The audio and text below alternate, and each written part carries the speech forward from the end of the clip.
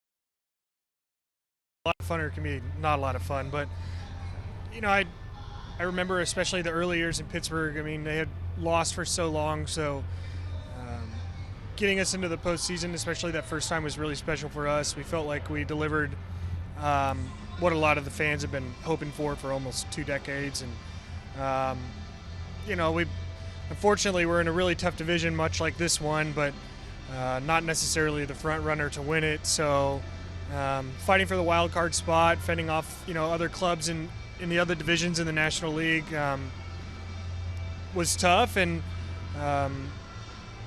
ultimately we got to the wild card 3 games, we won 1 and we lost the other 2. So ran into 2 really hot pitchers.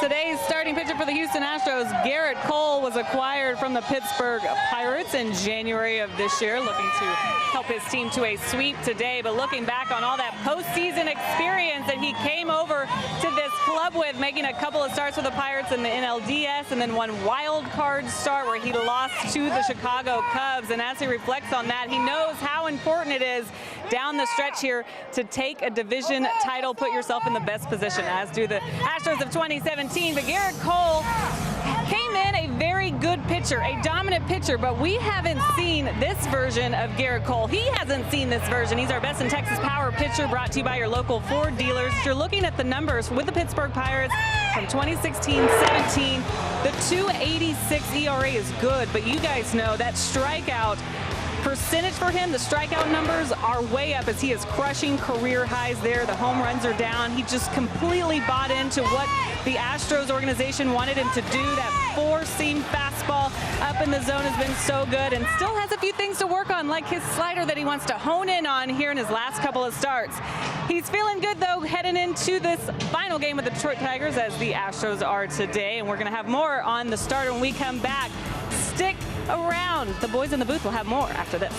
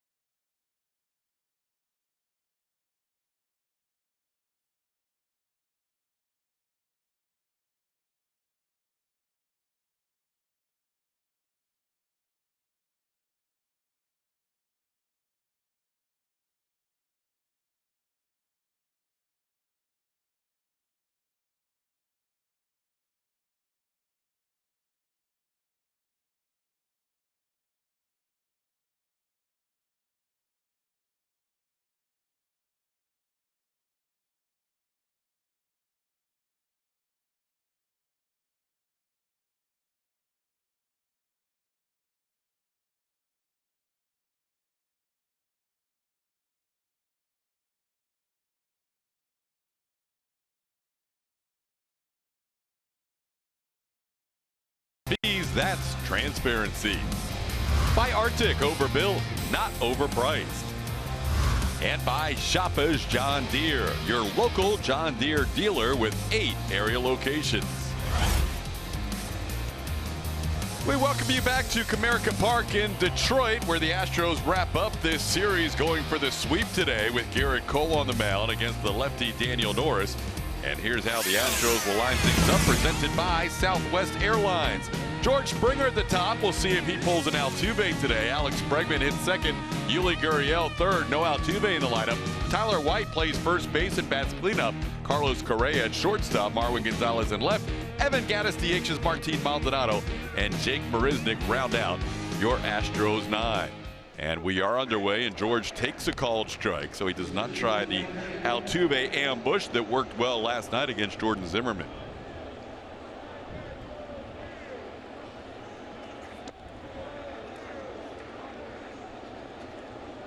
George back in there after the day off last night. Altuve getting the day off today. George started the trip 5 for 10. He's 0 for his last 8. Facing the 25-year-old lefty Daniel Norris, who bounces one in there. It's 2-1. Couple of starts off the DL, had a bit of a groin issue. 7 games this season, 4 starts. 32 strikeouts and 24 2/3 is interesting, just in the fact that he's lost about 3 or 4 miles an hour on his fastball, yet he's still able to get the swing and miss. Into right, it hangs up enough to carry to Mikey Matuk for the first out. Matuk starting his first game of this series for the Tigers. He's in the outfield along with Victor Reyes in center and Kristen Stewart in left. Jamer Candelario, Nico Goodrum on the left side. Doel Lugo and Jim Adducci gets the start at first base today. And James McCann behind the plate. Here's Alex Bregman. Bregman looking for his first hit of this series. He's 0 for 7. But Alex has been able to maintain that consecutive streak of reaching base with a hit batsman last night and also a walk on Monday night.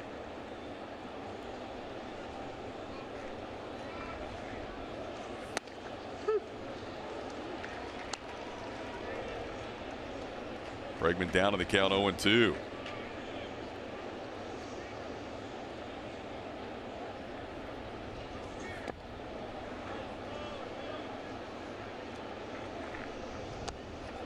Norris, the guy that started his career with the Blue Jays, came over as part of a 3-pitcher package when the Tigers sent David Price to Toronto in the 2015 season.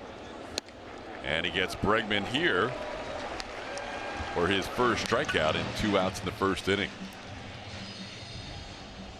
Looks like the velocity might be coming back for Daniel Norris, but he's had some success this season with the fastball up in the zone, and there he gets Alex a chase. Uncharacteristic of Alex, but the velocity coming back. According to the scouting report we've got, says that Norris is averaging right around 89, 90 miles an hour, but according to Fangraphs, he's gotten up an average 93.5 miles an hour in the past. Yeah, just that arm strength has not been there quite as much since coming back from the DL, but the velo has looked a little better here in the first inning, as Yuli has a 1-1 count. Yuli riding a 7-game hitting streak.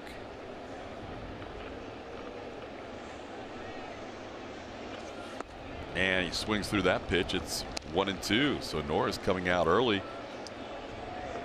throwing some strikes. Day game after a night game. Astros looking for a sweep, starting the day 3 games ahead of the A's. And a foul tip caught by McCann, and a strong first inning for Daniel Norris. 2 strikeouts to end it.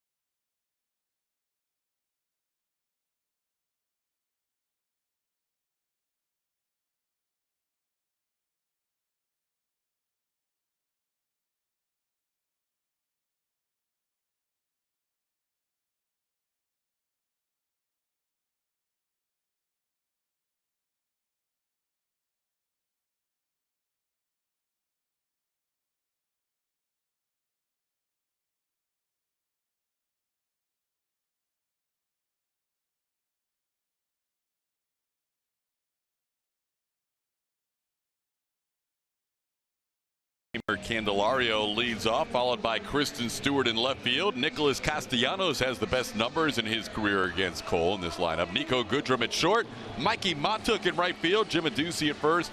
Behind the plate, James McCann, Doel Lugo, and Victor Reyes. That's your Tigers lineup. Garrett Cole, the right-hander for your Houston Astros, having a very good season, actually a breakout season. 12.4 strikeouts per 9 inning is a huge jump from the previous year where he was at 8.7 strikeouts per 9. So that explains the 251 strikeouts for Garrett Cole in 29 starts. The opponent batting average still under 200. With every strikeout, Cole extends his career best mark for strikeouts in a season. Starting the day with 251. Second in the American League to his teammate Justin Verlander with 258. And he'll face Candelario, comes in batting 228, 206 as a left-hand hitter, and he takes a called strike.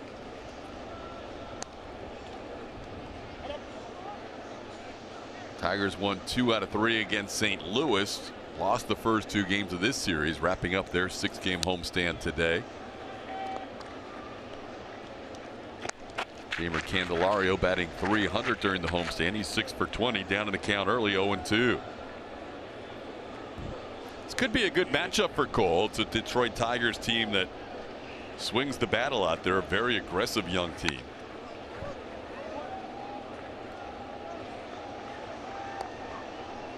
Cole has fared well in his career against the Tigers in the past, facing them at least once in each of the last 4 seasons, including back on July 14th at Minute Maid Park.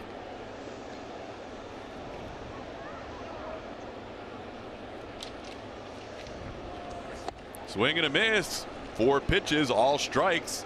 Garrett Cole picks up a strikeout to start this game. 97 up in the zone from Garrett Cole. Mattress Firm Super Mo slows that pitch down enough for the we could all see it. Tough for Candelario to catch up to that pitch up in the zone.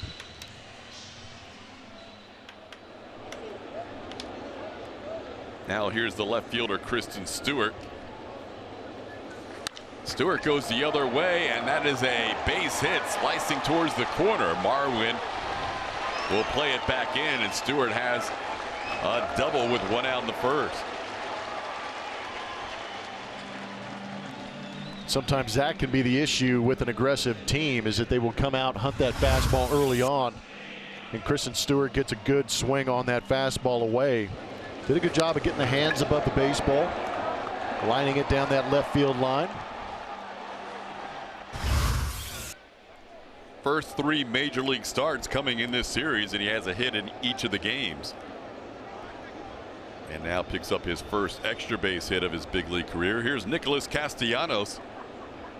Well, Garrett Cole, who does as much research as anybody, probably knows the stats here. Castellanos has done well against him.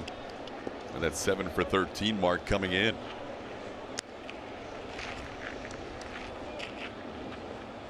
Overall, this has been the guy in the Tigers lineup who has been their leader in pretty much every offensive category this year. 20 home run, 40 double season.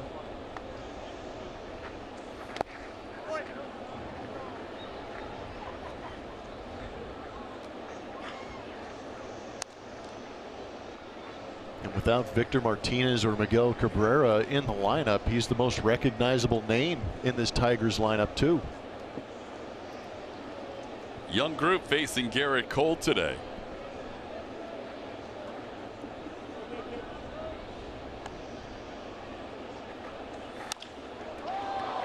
Into shallow right center field. Jake Marisnick patrols center today, and he makes the play for out number 2.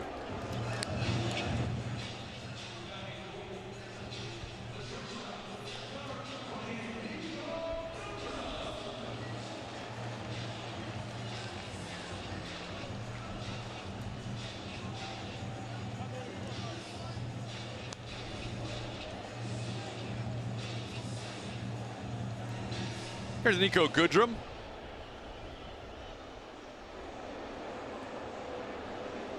Goodrum coming in at 237. Those 16 home runs, most for Tigers rookies since the 03 season. Craig Monroe, who now does TV work for the Tigers, hit over 20 home runs his rookie year back in '03.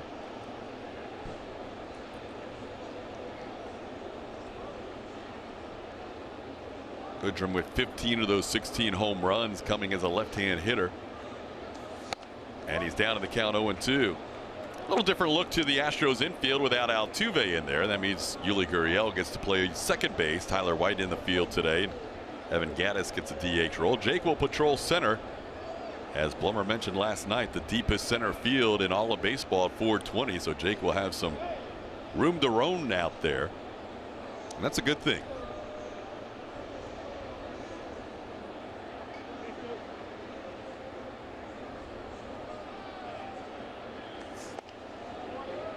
Away, it's 1-2.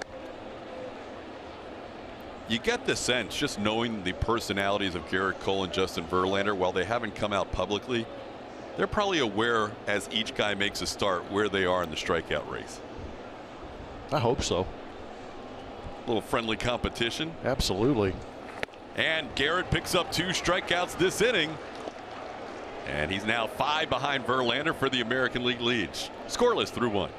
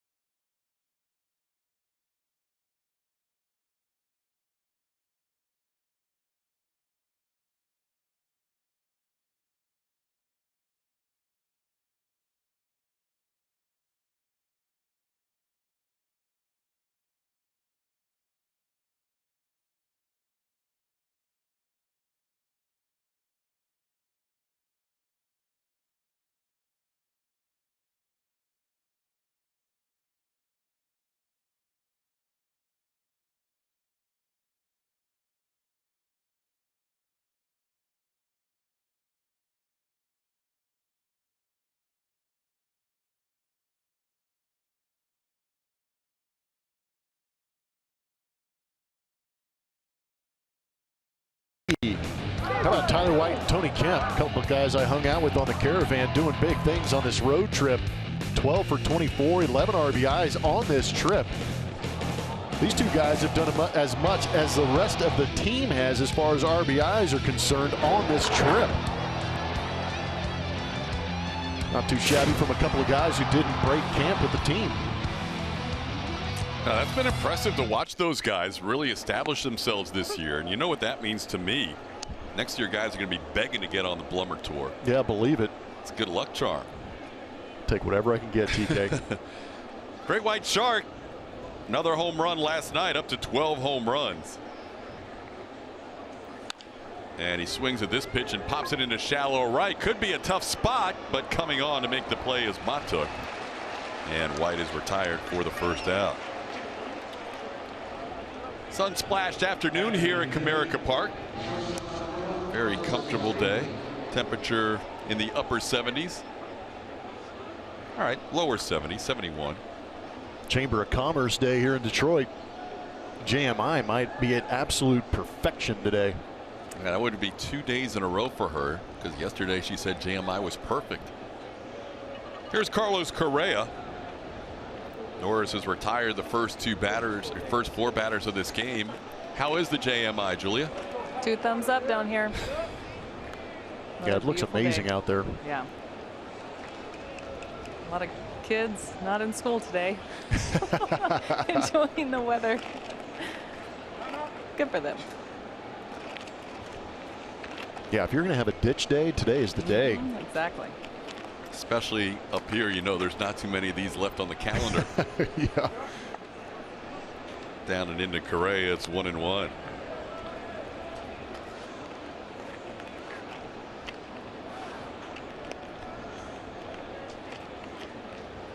Astros facing the 25-year-old left-hander Daniel Norris, who started the year in the Tigers bullpen. 3 of his first 4 outings came out of the pen, and then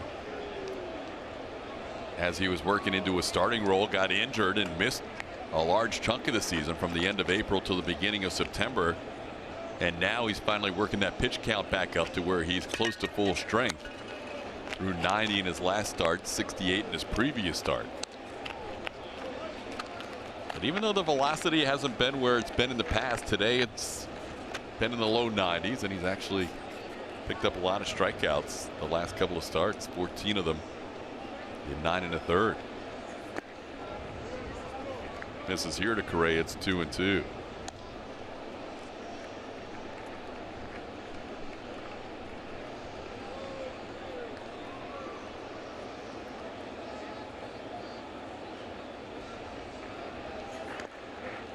Down and in, the count's full. Carlos coming in batting .241, 14 home runs, 62 runs batted in. Still looking for that consistency at bat to at bat since coming off the DL.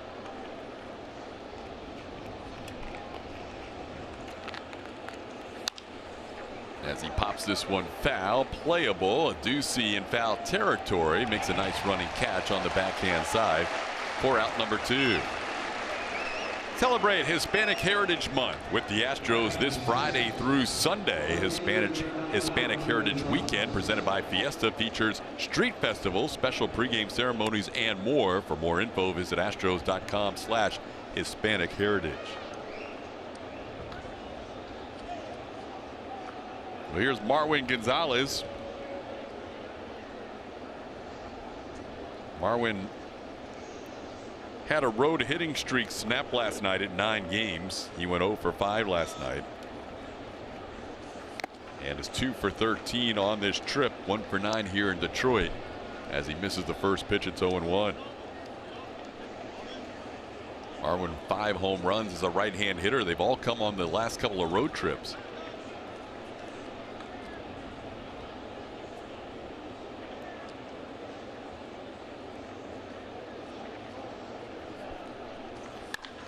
Ball hit hard to center field, and that'll get down for a base hit. Gonzalez, the first Astros base runner, lines a single to center.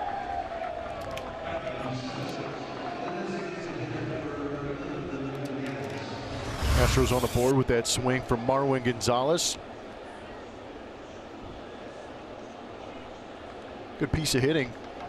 Not trying to do too much. 92 down the middle, just send it right back where it came from. With Altuve getting the day off and Yuli moving to second, that opens up a spot for Evan Gattis to DH. Tyler White playing first today. Gattis' second start on this road trip. He is 0 for 3 on the trip. Played in the first game of this series and went 0 for 3 against Francisco Liriano. There is Altuve. He and Tony Kemp having a laugh over there. 2 guys that hit home runs yesterday.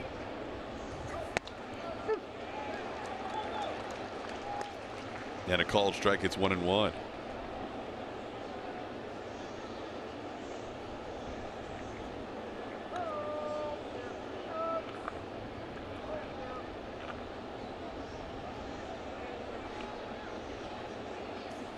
After the game yesterday, we found out, and I was not privy to this info beforehand, that Altuve had told some of his teammates that no matter where that first pitch of the game is, I'm swinging at it. He went Little League approach. He did, and it worked out. It always works out for Jose. First pitch I see, no matter what or where, I am hacking. Worked out pretty good for him. Only Jordan Zimmerman knew that, because he threw him one right up in the zone. That was a cookie. He gave him something that he could drive, and he did. Good to see Altuve hit the ball hard. His first 3 ABs last night. Yeah, it was. Just in the sense, too, that he got on his legs and used them, giving the idea that his knee is feeling pretty good, at least a little bit better than it did the first game of this series. Broken bat into left field, shallow. On comes Stewart, and he's going to get there. A little collision as the shortstop Goodrum goes down as he runs into Stewart in shallow left. The catch is made, but Goodrum is still down on the ground. Yeah, that did not end well for Goodrum, who went over the top of Stewart. Looks like Stewart is giving it a call. Ends up making the catch, and luckily he goes down, because that could have been real bad if they'd have collided standing up, but going head over heels.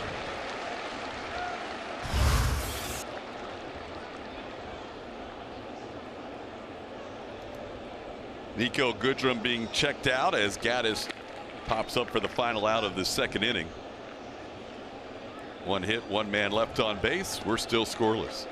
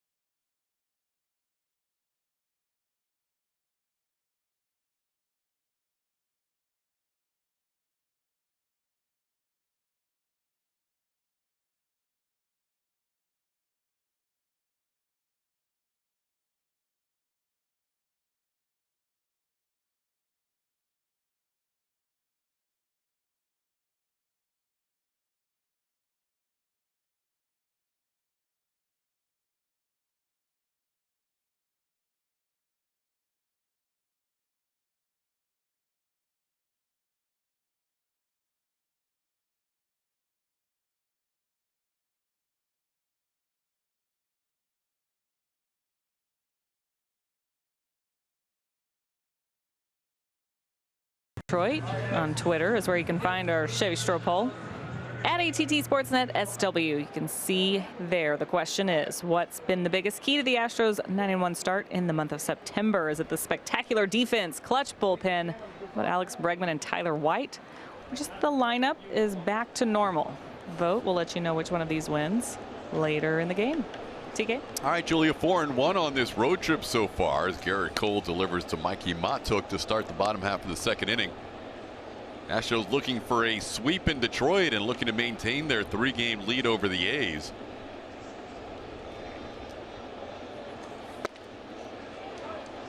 Astros have won 9 of their last 10 games coming into today, but have only gained a game and a half on Oakland during that stretch. The A's are on their own personal 5-game winning streak right now.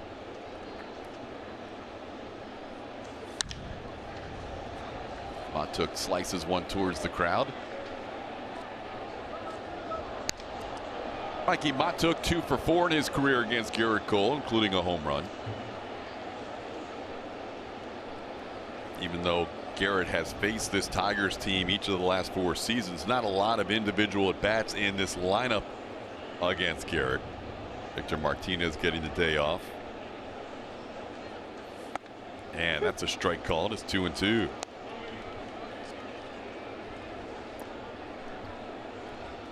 Cole in 5 previous starts against the Tigers in his career, 4 with the Pirates and 1 with the Astros, is 3-1 with a 2.51 earned run average. Slowly hit towards short. Correa can't find the handle on the transfer. Carlos, who has made just 5 errors all season long, unable to make that play.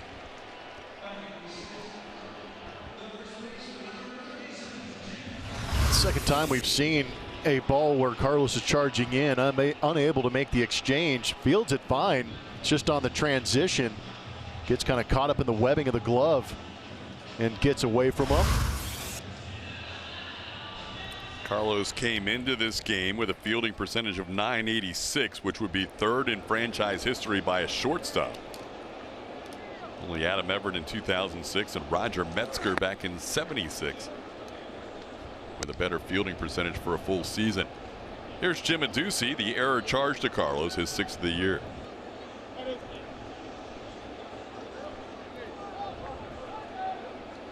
Ducey batting .285, but over .300 against right-handers, .303 as you see.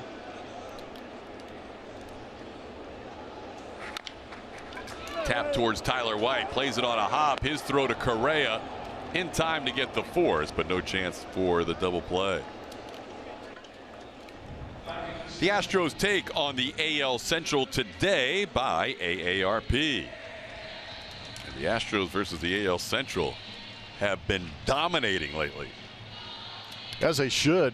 Toughest ball club in that division is the Cleveland Indians, and they fared well against them this season. But that run differential at +101. Good pitching, and then 6.2 runs per game is how you get to that +101. But that's what the Astros need to do, is take advantage of those teams that are a little bit weaker than them and get those win numbers up, and it helps also to pad your own stats. The Indians this year very well could have the worst record of the 5 teams that end up in the postseason in the American League. Right now they are at 82 and 63. And the team who would currently be the 5 seed is the A's, and they're 88 and 57. 6 games better than the Indians, but the Indians are very close to wrapping up the AL Central. They have a magic number of just 3 to win that division. Meanwhile, the A's are fighting for their lives, trying to get into the postseason. Indians 42 and 21 within the Central Division. Yeah, 21 games over within the division and 2 games under. Well, that's the thing. 82 wins, 42 of them in the division, only 40 outside of it. So it kind of gives you an idea of they probably accrued a great deal of their wins inside that division, not faring so well outside. 40 and 42 and not playing their own division mates. Here's James McCann with a 1-1 pitch and takes it for a ball. It's 2-1. Cleveland playing today in Tampa Bay, and the Rays lead at 2-0 in the 3rd inning. Blake Snell's pitching in that game for Tampa Bay. We've had all this discussion about possible Cy Young winners with Garrett Cole and Justin Verlander in the mix. Blake Snell has impressive numbers and could be the leader right now. Ball sliced into the crowd. Because yesterday Chris Sale only pitched 1 inning in his return back from the DL. Yeah, they're trying to massage him back into that rotation and get him ready for the postseason, but throwing 26 pitches and only throwing 1 inning, I'm not sure if that raises any red flags, but I'm sure he was on a low pitch count. Kluber going to be that starter for them in the ALDS. But both guys right there vying for that Cy Young will also. But I'm not sure that Chris Sale at this pace is going to be able to qualify. He might not. And he was on a 40 pitch limit yesterday and threw 26 in the 1st inning. As McCann goes down swinging, Cole now up to 3 strikeouts. But with those 26 pitches in the 1st inning, Alex Cora elected not to send him out there in the 2nd inning and then have to take him out after possibly a batter or 2. So he had Sale go down to the bullpen and throw another 14 or 15 pitches to finish off his day. And now you saw Kluber is going to get pushed back so that he'll line up for the first day of the ALDS, which right now would be the Indians versus the Astros. But it's going to be close if Sale gets to 162, which you need to qualify for the ERA crown. He needs another 15 innings over his final 3 starts, and he'll probably be limited to 3 innings or so in his next start. But that brings up the case for Blake Snell then too, the innings pitched. Because the 2 guys that are racking up the innings and the quality starts and the strikeouts and all the peripherals are Garrett Cole and Justin Verlander. When Kluber got hit around a little bit in Tropicana Field in this series, his ERA is now higher than both Verlander and Cole. Garrett facing Doel Lugo with a 2-0 count.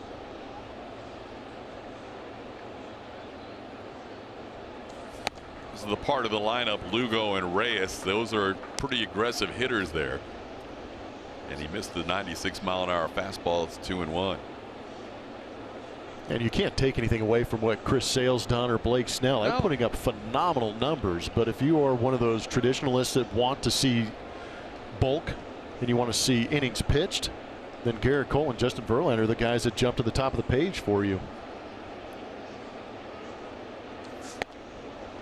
Yeah, right now my lean between those other two lefties would be Snell, just based on the fact that he's already qualified and he's still pitching, and he's pitching who knows how many innings today. Sale's barely going to get to that minimum number of innings qualified. But JV and Garrett Cole, with 3 more starts each after today, they can certainly make some noise, and if they finish strong. Yeah, we talked about Garrett Cole this season getting that strikeouts per 9 up to 12.4. That's one where Chris Sale has just basically got a stranglehold on it. He's up at 13.5 strikeouts per 9 inning. Just give you a little bit of an idea of the dominance that he's created.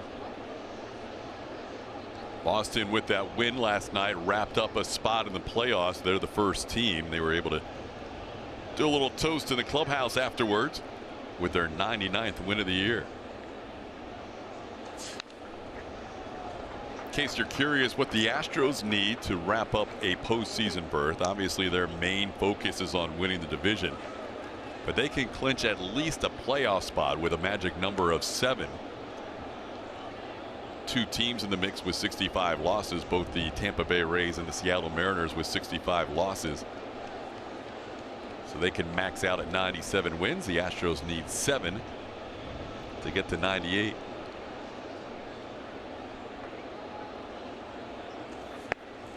The 3-2 pitch is down and away. A walk is issued to Doel Lugo with 2 outs. That'll push a Ducey up to second base.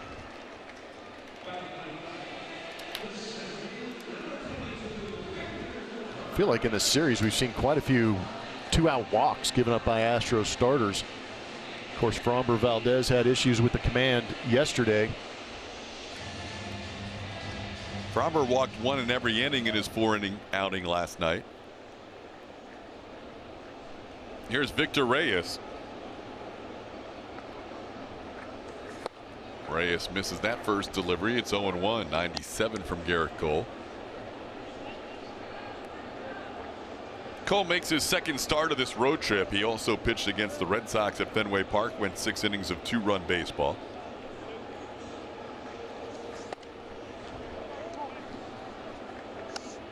Garrett's not approaching his career high in innings pitched yet, but he's going to come very close to his career high in pitches made in one season. A lot of that has to do with the high total of strikeouts. He's at 254. Snap throw to second, and a Ducey slides back in. I like it. I like when Machete is throwing the ball around. The Machete. He's usually on target. Letting it fire. No, he's always. I feel like he's always been on target. We haven't seen too many errant throws, but everything just a line drive out of the hand.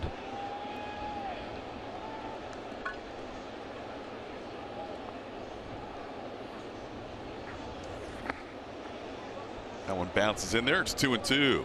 And it's probably unique for the guys that play up the middle. Most often it's going to be Correa and Altuve, but when Martin Maldonado gets traded over here to the Houston Astros, I guarantee you Martin probably went up to those guys and said, hey, I need a sign. When a guy gets on second base, we need to pick each other up, see if a guy gets an extended secondary lead and can throw behind, because that sign will either be given by the catcher or the middle infielder that's covering.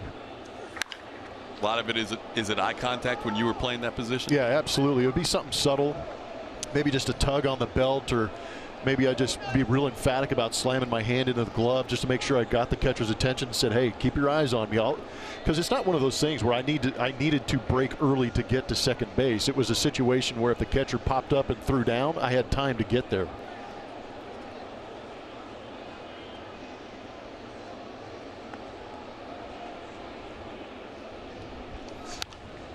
How's our buddy who wore the three-piece suit in the hitting cage the other day? Where? Caught the foul ball on that last foul ball. That guy is everywhere. Omnipresent. When I grow up, I want to be like him.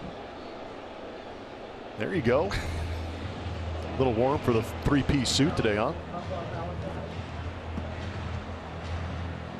Can't hide from us. I was going to say, is he hiding? We know you're there. He is everywhere. He's a great traveler. Yeah. Yes. Launch. Oh, rolled over. It's all right. Wonder if he's sore. How much time did he spend in that thing?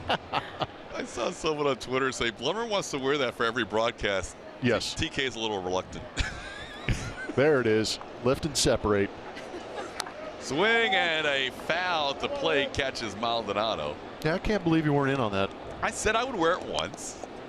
Wearing it every broadcast is a little extreme. Oh, well, that would be so good. You like a uniform for school, but garish. That would really take the thought process out of me having to pick ties and socks every day, TK. You would trade that out for that. All right, ground ball to third. Bregman will make the play. Reyes out by a stride and a half. So Garrett Cole strands two. We head to the third.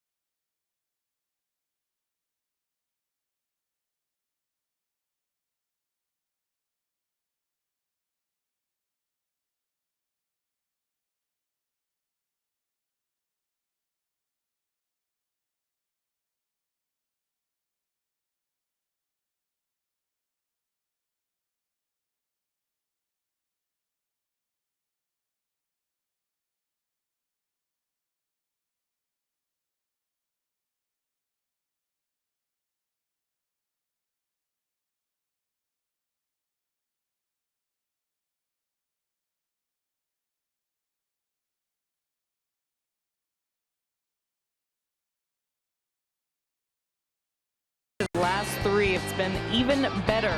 Starting with a bomb at Fenway Park over the Monster. And then the last couple of games here in Detroit have been good for him too. He was leading off yesterday. Hit his 11th leadoff home run of his career. You heard Todd tell him the story. He was going to swing at that first pitch no matter what. The funny part about that is that everybody knew it.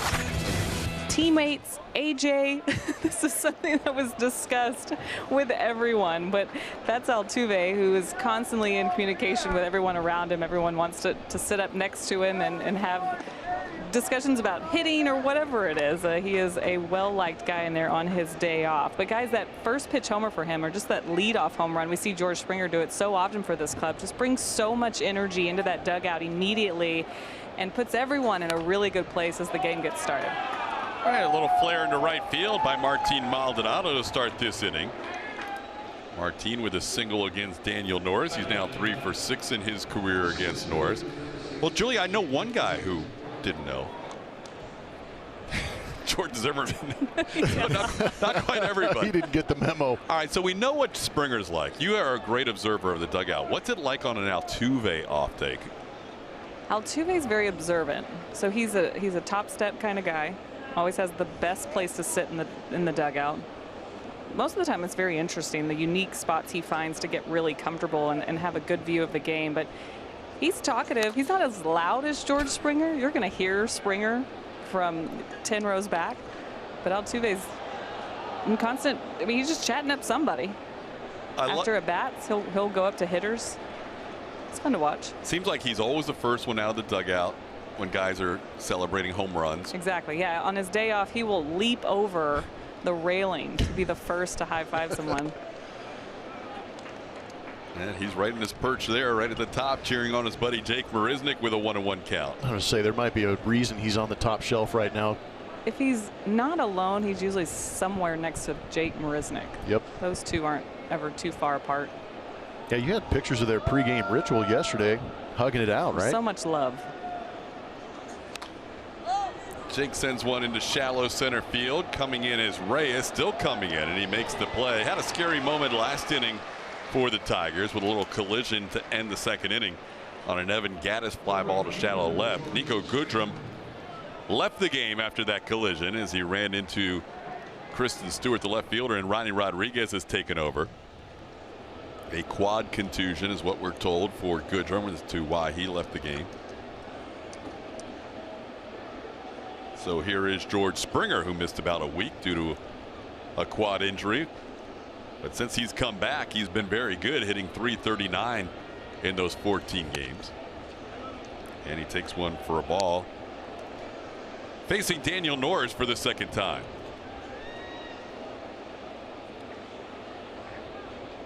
Norris has allowed 2 base hits so far. He has not allowed a walk, and he has struck out 2, both in the first inning.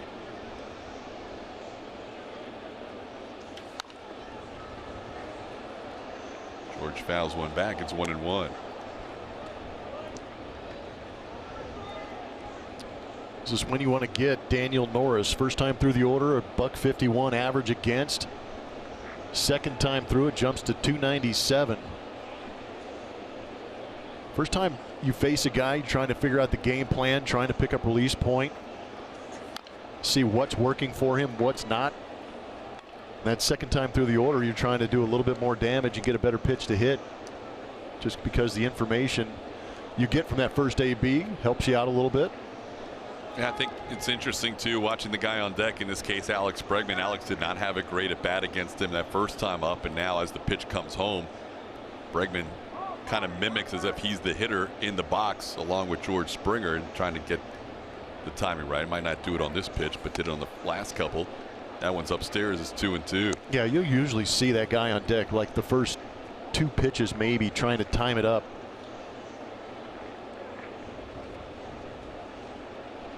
That was a rare chase by Alex. He has been so disciplined inside the zone all year. Now the other way goes Springer. Base hit to right. Martin Maldonado going first to third. Matuk's throw is offline. Maldonado aggressive on the bases. And the Astros are in business here, first and third, with Alex Bregman due up. I like a catcher going first to third on that play. I do too, but I think he judged, you know, he got a good secondary, gets out there, but he also understands that that ball wasn't hit very hard, and it was going to take Matuk a little bit longer to get to that baseball because it wasn't hit very hard, so he's forced the issue. It's a little bit of baseball savvy, and it's a little bit of personal knowledge, knowing if you can make it or not, and he took a chance and it paid off. Here's Alex Bregman. Bregman trying to give the Astros the early lead in this game. The Shiner spotlight falls on.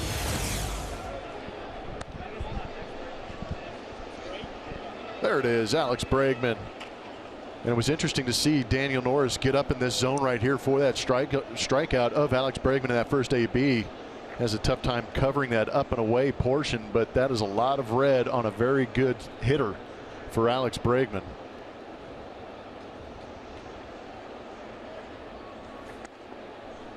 Bregman takes one down and in for a ball. It's 1-1. Bregman with that strikeout his first time up, sitting on 97 runs batted in. And he's also scored 99 runs.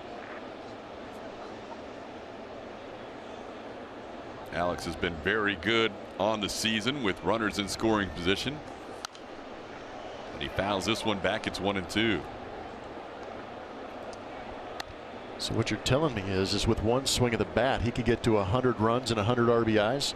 He can go hundo with one swing. I would like to see that. He's in some rarefied territory right now. Springer and Altuve have scored 100 runs the last couple of years, but that's it the last 9 seasons. Ball into left field for a base hit and an RBI. Bregman drives in his 98th run of the year, and the Astros lead 1-0. Good job of fighting that one off. And I don't mean that in a negative sense. I thought that was a great job of staying on a pitch on the inside corner. Daniel Norris trying to get in on the hands and tie up Alex Bregman.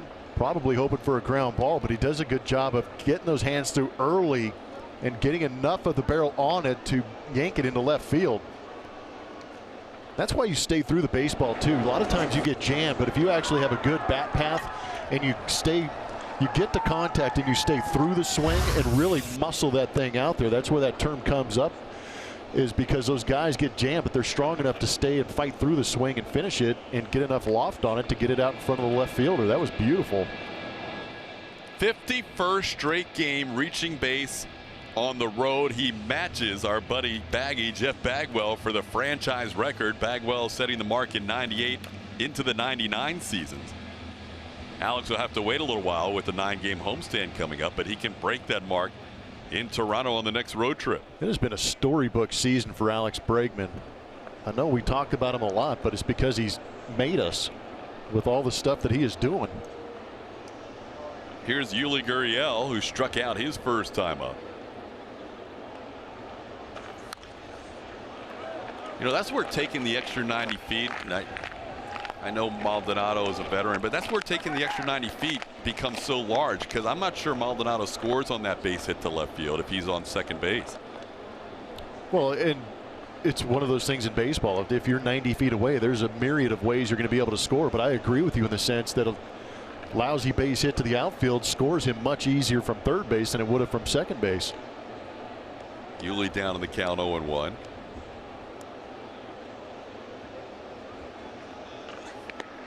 Bounces in there, 1 ball and 1 strike. Well, they have the right guys up there in the last 2 at bats with runners in scoring position. Bregman 383 coming into today. That number goes up. Yuli at 393. Yuli 5 shy of his career mark in RBIs, which he set last year. He's sitting at 70 right now.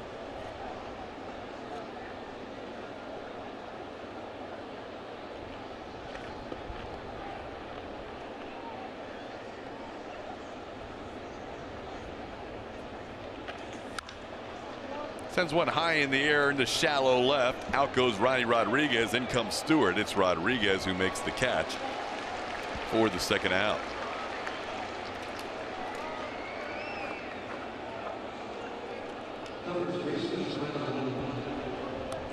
I'll bring up Tyler White.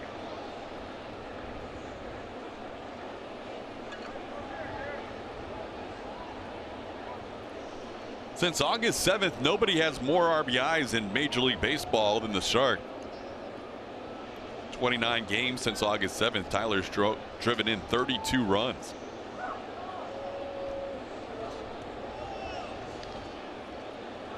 Yeah, he's been fierce with that bat in his hand.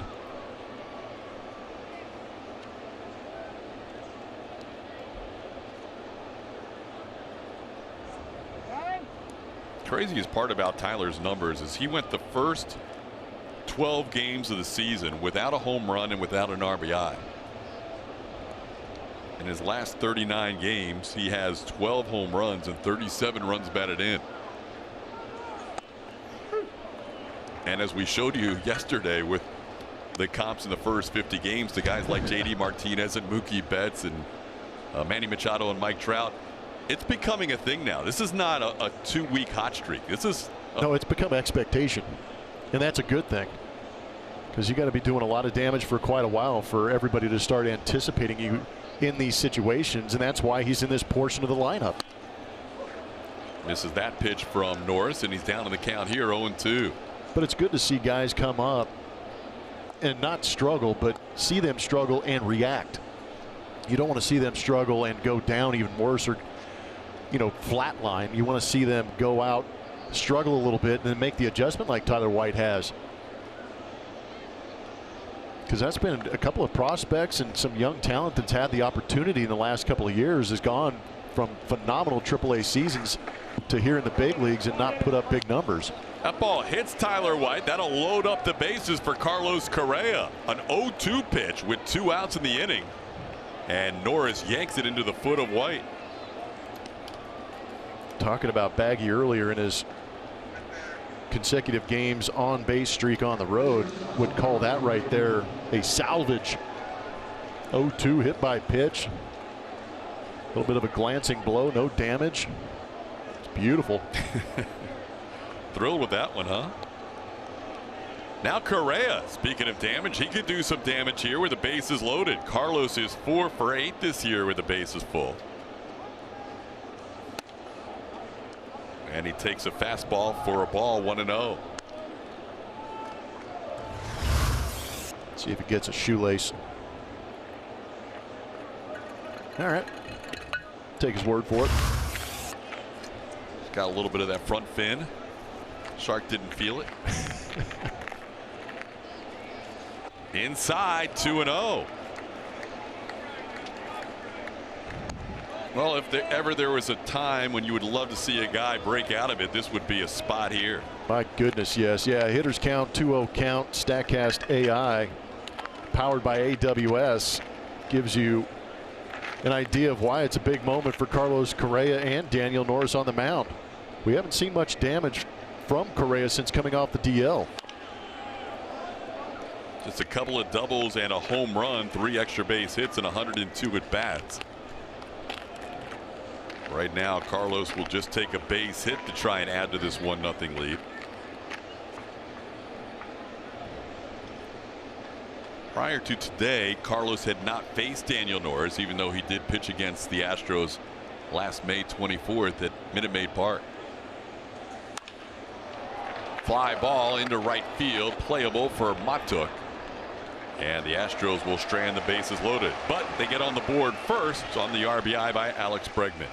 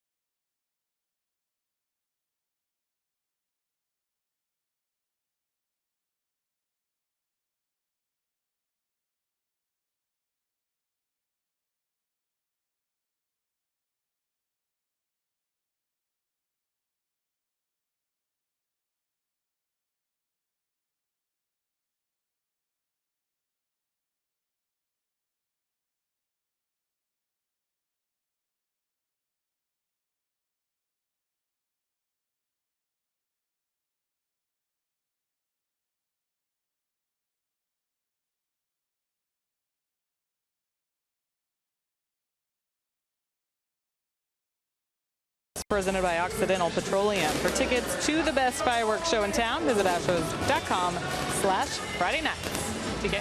All right, Julia, on we go to the bottom half of the 3rd inning. Astros scoring a run in that inning. And an extended time for Garrett Cole in between innings as he goes back out to work. First time through the lineup, Garrett allowed 1 hit, a double to Kristen Stewart, 1 walk, and he struck out 3. Cole pitched the first game of this road trip, a victory against the Boston Red Sox 6-3 on Friday night at Fenway Park. Last time he faced the Tigers back in July, defeated them 9-1, going 5 2/3 innings, striking out 8. One of his 3 strikeouts coming against Jeimer Candelario his first time up. Astros return to an off day tomorrow in Houston and then kick off a weekend series against Arizona. First pitch to Candelario misses inside, says a crew chief and home plate umpire Jerry Davis. It's 1-0.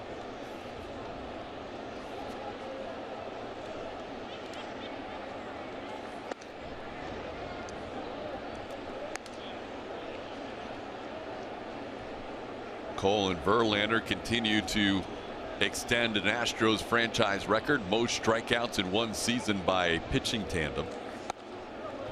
The old record was set by Nolan Ryan and Mike Scott in 1987, 503. Cole and Verlander are now up to 512 combined strikeouts. 4-pitch walk to start this inning, and that is not what Garrett Cole had envisioned during that long top half of the third.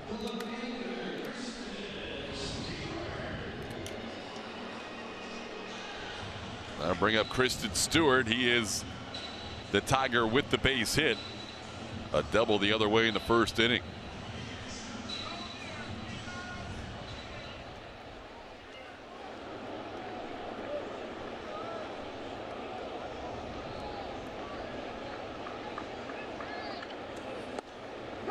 Stewart was the 34th overall pick in the 2015 draft. Guy playing third base, Alex Bregman, was a teammate of his on Team USA in 2014. Astros bunch up the right side against Stewart.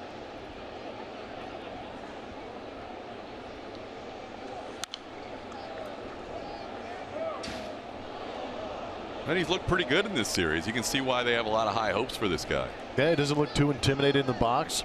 Likes to get those arms extended.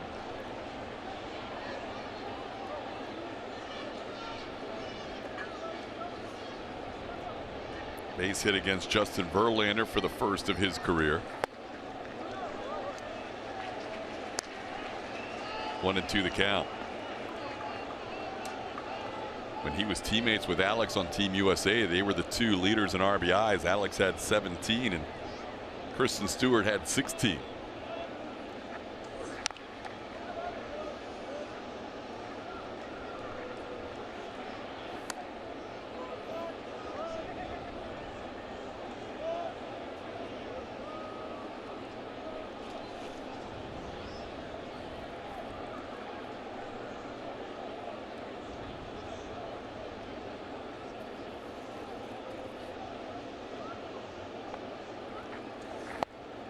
Swing and a miss. Garrett Cole picks up the strikeout.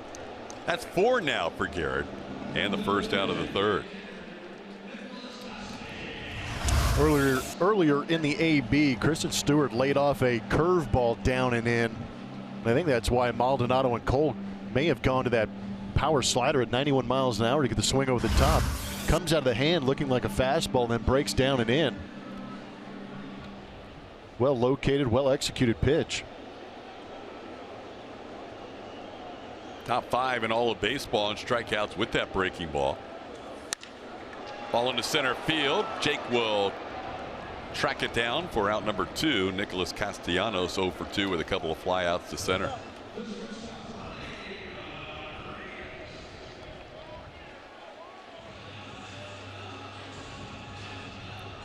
First at bat for Ronnie Rodriguez. Rodriguez came on defensively for the injured Nico Goodrum, who left this game with a quad contusion after a collision in shallow left field. Seen Rodriguez in this series play shortstop in game 1 on Monday and first base yesterday.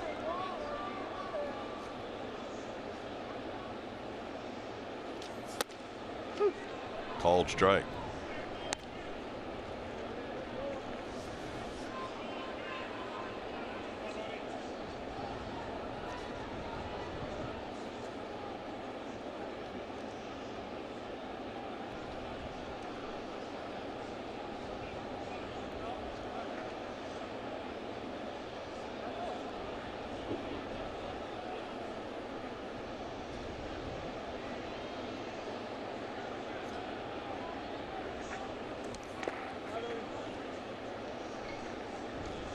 .91-54 mark for the Astros after 145 games is the second best in franchise history.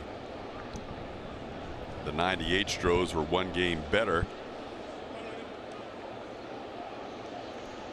They're 1 game ahead of last year's squad, which won 101 games. Down low, it's 2-1. Right now, the pace for the Astros this year, even though the A's are right on their tails, is right around 101.5. Franchise mark is 102.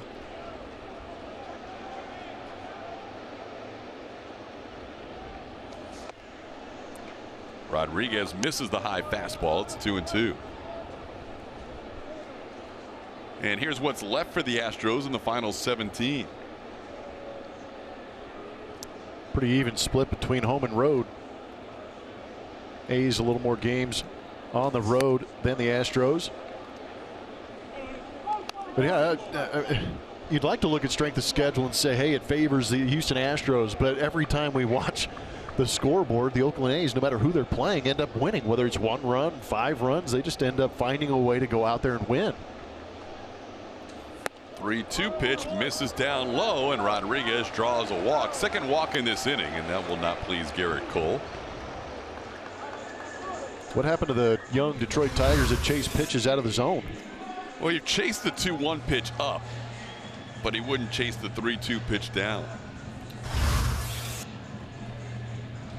Here's Mikey Matuk. Yeah, since the Astros swept the A's all the way back in mid-June, they've only lost 2 series. One of them they were swept in Colorado, and the other one was just the last time the Astros were at Minute Maid Park. Took a sharp walk-off. And that's why you want to, that's why September is probably more interesting than any other years for the Astros, because you're not playing within your division, because you'd like to match up with the Oakland A's maybe a couple of more times before the season is out, so you can beat them and push them down. A's play tonight and tomorrow afternoon in Baltimore. So after this Astros game, the A's will have 2 more games before the Astros play again Friday at home against Arizona. Mikey Matuk down in the count 0-2. Matuk No, go ahead. reached on an error his first time up. No, and talking about the end of the season awards, Cy Youngs, MVPs, and stuff like that. How about Manager of the Year, Bob Melvin? Yep. My gosh. I'd like to see my buddy Kevin Cash get some votes, but I think he'll probably finish runner-up. I agree, because Kevin's put together some pretty good numbers with the, dealing with all of the issues that the Rays have. Base hit into center. Jake Marisnik with the throw. It is offline, and the Tigers have tied the game. Matuk with a base hit on an 0-2 pitch.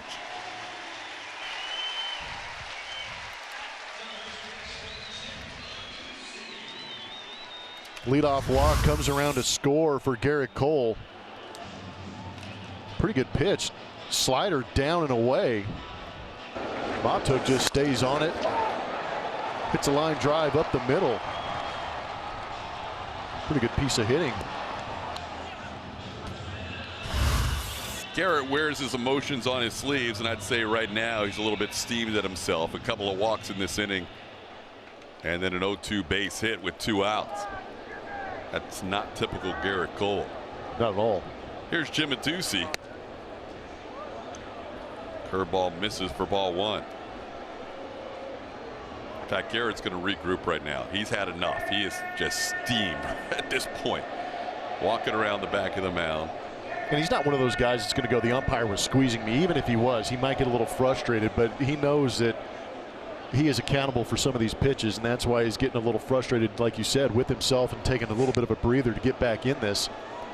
That just means he gets angrier and throws harder. 98. Yep. There's a little extra angst on that last fastball. It's like when you come off a bad hole in the golf course and you rip the drive on the next tee box. 2 fairways over. 98 and 97. If you could channel that aggression, yes, that's a good thing. Absolutely. And he has on 2 firm fastballs to Adducci here.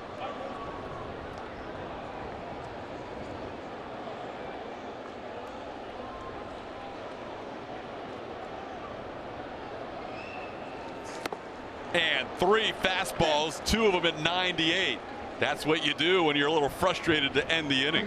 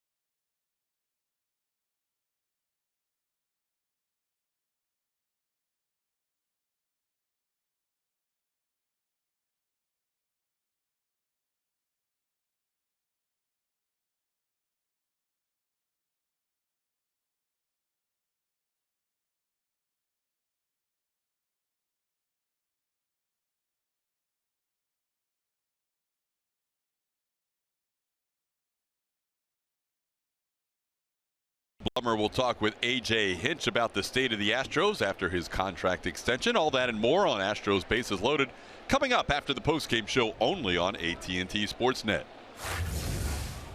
We flash back to 2003. A.J. Hinch is a Tiger at the plate. He knew it too. Put his head down on him. Number 40, A.J. Hinch hitting a bomb. A little bit of time here for the Detroit Tigers. Had a little bit of time in Kansas City also. And how about Kirk Gibson, Alan Trammell in there?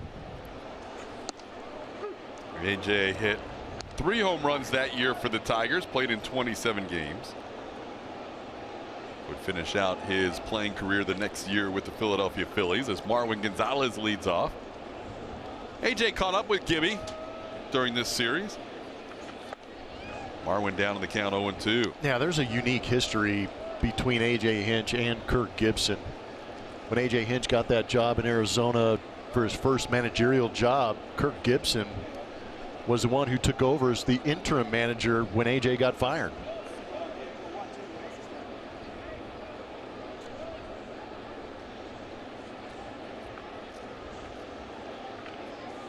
No 2-pitch way upstairs to Marwin. It's 1-2. I know you had a chance to catch up with Kirk Gibson during this series. Always great talking baseball with that guy. Oh man, yeah, he is a hyper competitive human, and he was my manager in Arizona for a couple of years. But it's always good seeing Gibby. We had a great relationship, and he was the one that released me in 2012, which was basically the last day of my major league career. And it was kind of funny, you know, He's such an intense guy and competitor. He gets me, you know, I come into the clubhouse, I know it's coming. You know, it was about that time in my career. I was coming back from an oblique injury, and I knew it was going to happen. And he's sitting down, he's like, Jeff, you've done so much for the organization. And I knew that was a blatant lie because I spent about 3/4 of my time in Arizona on the DL. And he starts going into this spiel, and I'm sitting there, and I'm in my head, I'm going, do I just let him go and see where he goes with this thing? But my family was actually out in the parking lot, so I kind of went, Gibby. And he kept going, and I said, Gibby. And he goes, what? And I said, it's over, isn't it? He goes, yeah, we got to let you go. And I gave him a big high five and a hug, and I said, thanks for everything, and I went out the door. Oh, my God. Yeah, but it's always good coming through here and catching up with him. He was probably dreading that conversation, and you eased up on him. And yeah, said, hey. This bitter, old veteran guy I got to let go, and he's like, I got to come up with the right you know, phrasing of this, and I was just like, get me out of here. Family's ready. I got the next chapter on deck. That's very cool. Good story. Because that has to be a tough conversation most of the time, you would think, and you helped him ease into it with yeah. Well, I was very grateful. You know, I got almost 14 years more than I ever anticipated in the big leagues, so I was very grateful to be, you know, finished my last 2 years in the big leagues with the Arizona Diamondbacks. They were very kind to me. Kevin Towers, you know, God rest his soul, gave me another opportunity to finish out my career on the West Coast, and I was eternally grateful for that. But Gibby was a lot of fun because Gibby was a guy who hit that home run in 1988 for the Los Angeles Dodgers when I was in high school. 2-2 pitch to Gaddis misses. It is 3-2. But it's just kind of funny how this ball game interweaves itself, and he ends up being the bench coach for A.J. Hinch, takes over for A.J. Hinch when A.J.'s managing. It's a wild game. Evan with a 3-2 count and drills one foul.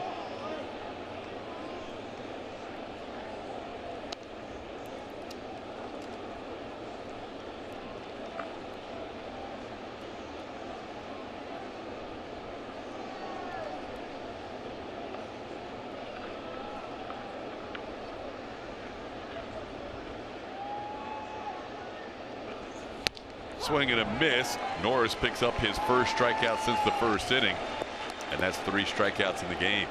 What was it like playing for Kirk Gibson?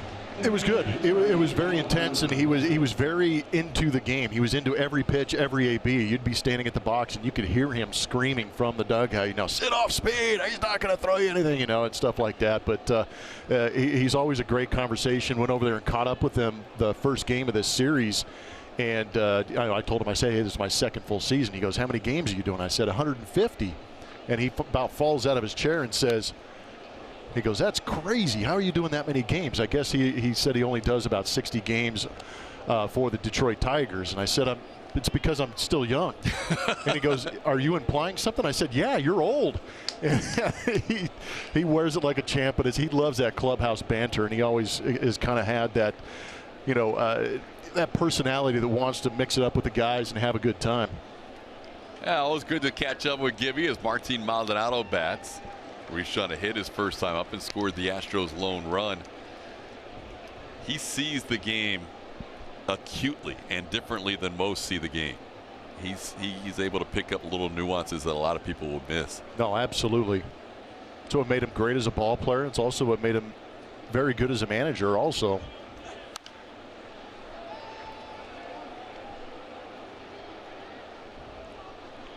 Astros have 4 hits today.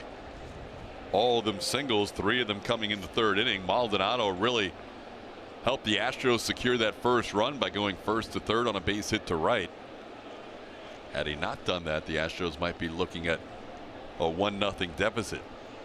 Instead, he was able to score on the Bregman single to the left.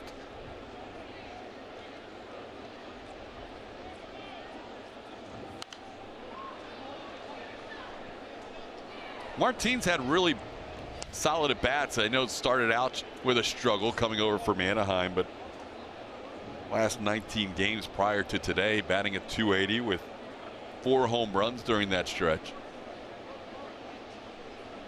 Yeah, you kind of feel like when Martin came over, he made being a catcher the priority over being the hitter. But the swing is coming around a little bit lately. Home run in that Boston series.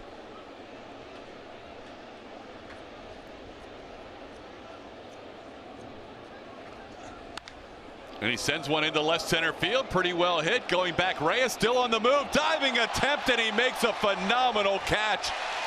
Sliding onto the warning track. Victor Reyes robbing Maldonado of extra bases on a pretty catch on the move. Talked about Comerica Park having a lot of acreage out there in center field, and Reyes needed every bit of it to lay out to pick up his pitcher.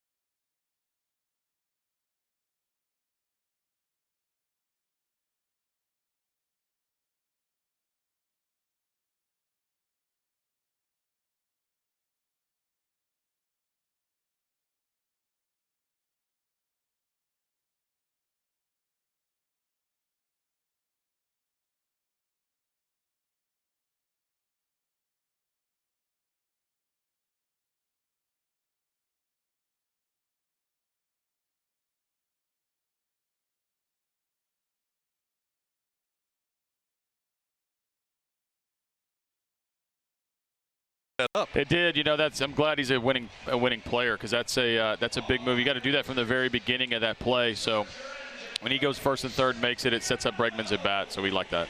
How forward are you looking to the day off tomorrow, considering Boston and then a tough series, kind of trying to get motivation in this series against the Tigers? No, that's a good point. And this has been a little bit of an interesting series. We've played a couple close games. We got a close one today. So I'll like the day off a little bit better. We win today. I know that. Unusual inning for Garrett. Last inning, a couple of walks. What have you seen from him? He's got good stuff, and I think that goes without saying. You start rolling it up there, upper 90s, a couple good breaking balls, but he's got to be a little bit more aggressive. I think he's been a little tentative with his fastball, and if he can overpower these guys a little bit more, get him out of those innings that sometimes he's setting up for himself by being a little too careful. We thank A.J. Hinch for joining us as we head to the bottom of the 4th inning. And Garrett Cole with that fastball misses on the first 2 to James McCann. Always appreciate when A.J. takes time to join us on the broadcast. Astros and Tigers tied at 1 as we start the bottom half of the 4th inning. McCann sends one to right field. George Springer going back, still on the move, looking up, and this ball's gone. Opposite field home run for James McCann on a 2-0 pitch. McCann hits his 8th home run of the year, and the Tigers lead for the first time today. It's now 2-1. Garrett Cole fell behind with the fastball, had to throw a better fastball in that hitter's count. You could see McCann selling out for it and uses some of that velocity to barrel it the other way.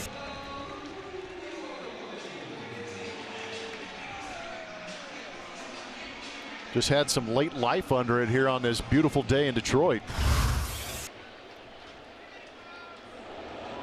Here's Dewell Lugo. Tony Kemp mentioned last night in his interview with Julian Morales that he thought his home run was helped out by the wind a little bit to right. That ball looked like it really carried on George. Looked like initially he thought he had a play on it, and the ball carried over the wall and right. Lugo with a count of 1-1.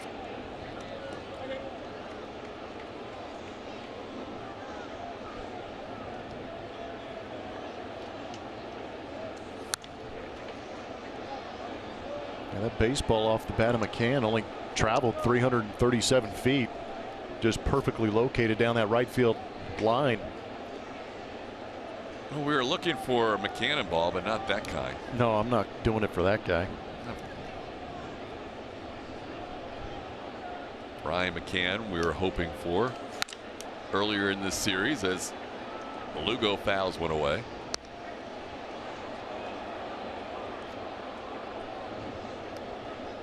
No, Cole giving up a run in the 3rd and now allowing an opening home run in the 4th inning. But to AJ's point when he just talked to us, Garrett falling behind in that count 2-0, setting up that pitch that was hit for a home run. This ball high in the air to left center field. It's either Marwin's or Jake's. Whoever takes control, it's Marwin. And there's one away.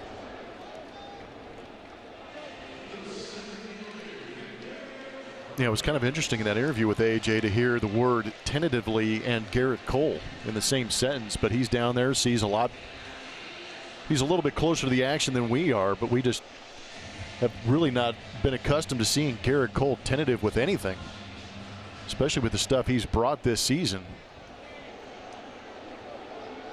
Here's Reyes, who made that great catch to end the top half of this inning, takes a called strike. Reyes grounded out to 3rd his first time up.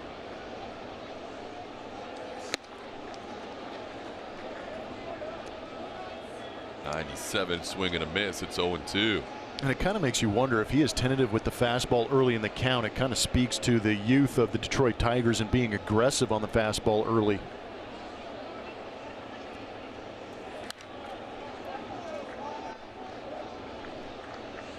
Broke out the changeup. Thought that's what I saw. He threw one earlier in the game, I believe, to a deucey. But that's not a pitch he goes to too often. He's thrown 39 fastballs, 4 seamers, and had 12 swinging strikes on it today. And make it 13 on his 40th fastball. That went up in the zone. That's 6 strikeouts for Cole and 2 outs in the inning. Watch the Astros your way by downloading the AT&T Sportsnet app from iTunes or Google Play, or visit AT&TSportsnet.com to stream on your computer. Log in with your cable account and you're all set. Available for those with AT&T Sportsnet in their TV subscription. Blackouts and territorial restrictions apply. Well, that James McCann home run had just a 35% hit probability.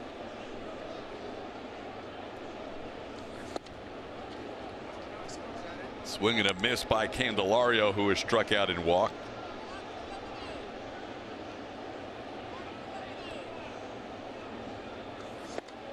And Cole quickly ahead 0-2. Garrett with 6 strikeouts today. 257 on the season. He is 1 behind Justin Verlander right now.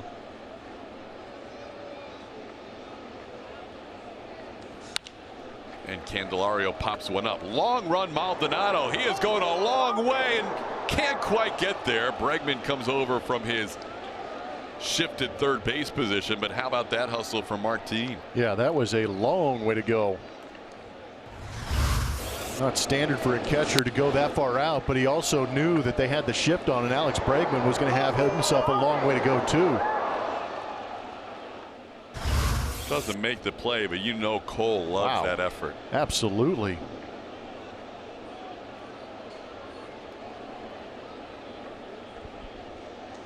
And he comes back with a strikeout. Number 258 on the year. He is tied for the league lead in strikeouts.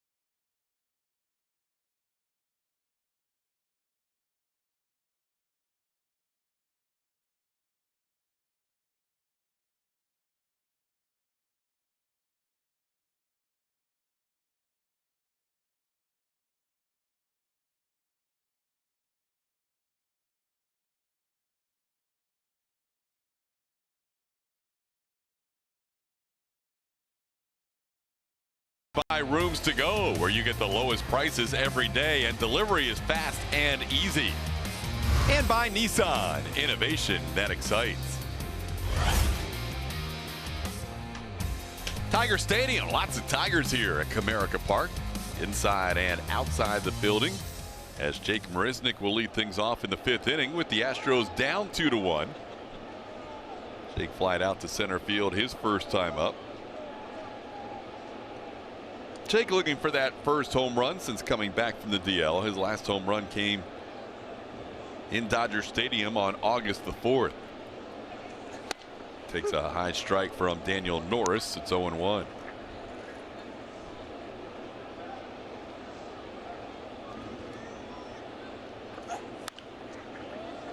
Into left center field, could be well placed, and it is. Jake Marisnick, a leadoff base runner. With a little flare, the parachutes into left center field for a hit. Hit a baseball like that, you're screaming the entire time. Be heavy. A little extra weight in that baseball, gets a little bit quicker to the earth and lands for a hit for Jake. Well, Jake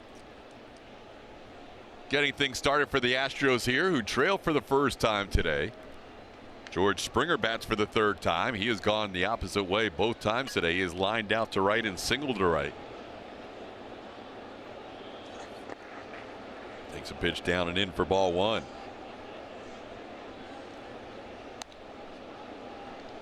Astros and Tigers playing a couple of one-run games in this series. 3-2 on Monday, 5-4 last night. Tigers have played 45 one-run games this year, 3rd in the American League, trailing just Seattle and Tampa Bay.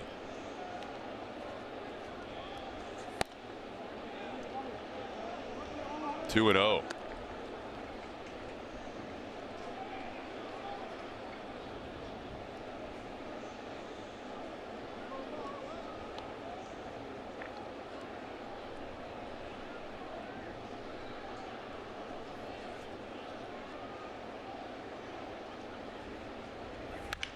On the ground, base hit into left field. Astros with the first 2 runners on. Jake followed by George with singles.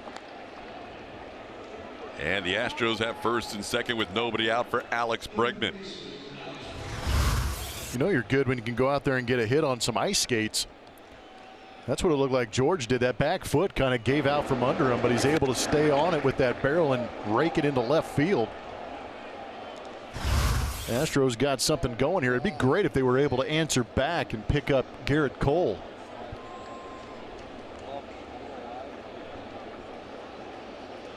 Longest outing of the year for Daniel Norris, and keep in mind it's been an injury-plagued season, and he did start in the bullpen, but his longest outing is 5 innings.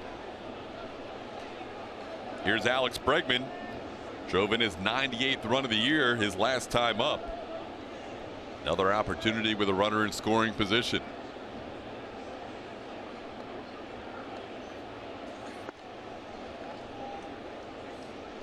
One and 0. Alex, in addition to that road streak of reaching base 51 straight games, has also reached 39 straight overall.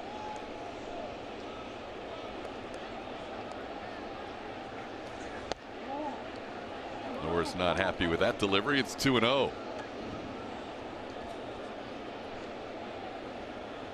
Good time to hit. Couple of burners on base for Alex.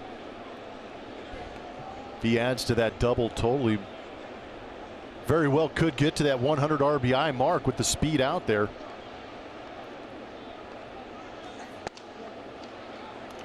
Three and 0. Bregman gives a courtesy glance at Gary. Thinking the same thing. Gary's probably going, "Why are you looking at me?" Here are your numbers. We trust you. Yeah, he might have pointed to the scoreboard and just said, "Yeah, those numbers kind of tell you got the green light, 3-0 if you want it." He takes one.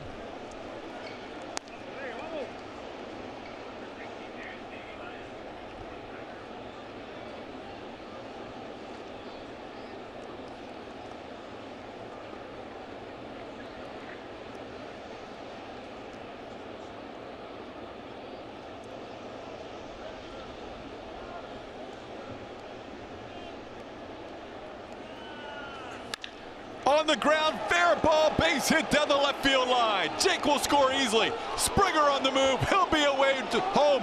He'll score. Alex Bregman, a 2 RBI double. 100 RBIs on the season, and the Astros lead it 3-2. We're going to have to change Alex's names to Tommy Two Bags. Raking doubles out there, and he gets to the century mark. 50 doubles and 100 RBIs all coming on this swing. Incredible. What a season for Alex Bregman. 30+ home runs, 50 doubles now, and 100 RBIs. Only fitting that he does it with a double. Can't say enough about Alex Bregman and what he's accomplished this season just in that one swing right there to top off what are already great numbers, and he's going to exceed those numbers. 19th player in the history of baseball with 30 home runs, 50 doubles, and 100 RBIs all in 1 year. He just picked up his 50th double and his 99th and 100th RBI in the season on that one swing. Second Astro ever to get to 30 home runs and 50 doubles. Last player to get to 100+ RBIs was Carlos Lee in 2009. He's done it all. He's rewriting record books. I hope he understands that too, because sometimes in the moment you're just going out helping your team produce and gain wins, but when it's all said and done, that Alex is going to look back at this season and realize that he has made history. That's incredible. He ain't done yet either. Well, still has a full 16 games to go, plus the rest of this game today. He's knocked in all 3 runs for the Astros. And here's Yuli Gurriel, still nobody out. Yuli drives one to left field. Stewart all the way back. He's at the track. He's at the wall. This ball is caught by Stewart. Alex Bregman tagging and heading to third. And he will get there. Yuli just missed a 2-run home run.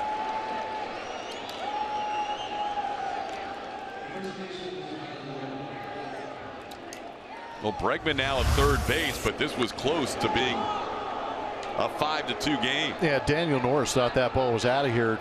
See him break down, leaving that pitch out of the plate for Yuli.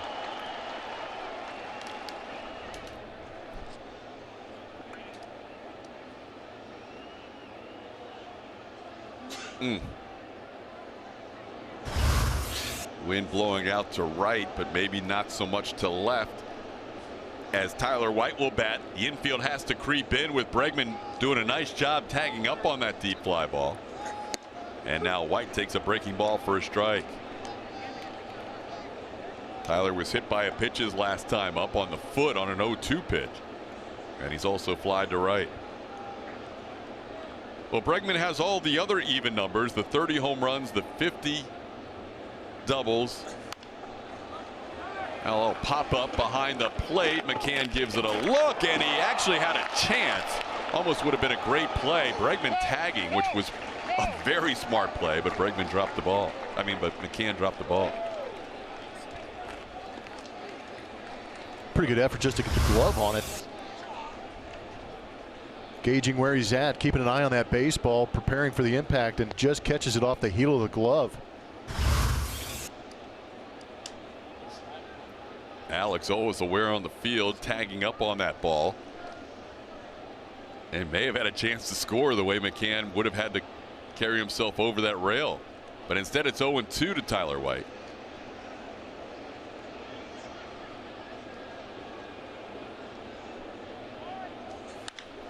White sends one high in the air, deep to left center field. Could be deep enough. Reyes camps under it. Bregman will tag. And the throw home will not be in time. Give him another 100. 100 runs scored on the season. Tyler White the sack flying. The Astros now lead 4-2.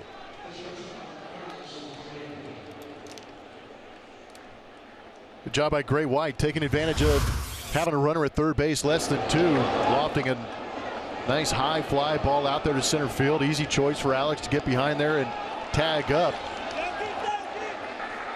100 runs, 100 RBIs, 1 trip around the bases. Those are some pretty numbers right now. 30 homers, 50 doubles, 100 RBIs, 100 runs scored. Start paying attention, MVP voters. Man, oh man. That is huge.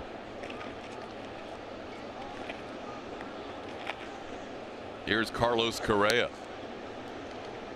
Well, he joins his teammates Jose Altuve and George Springer, the only guys in the last 10 seasons to score 100 runs. Altuve and Springer have both done it in back-to-back years.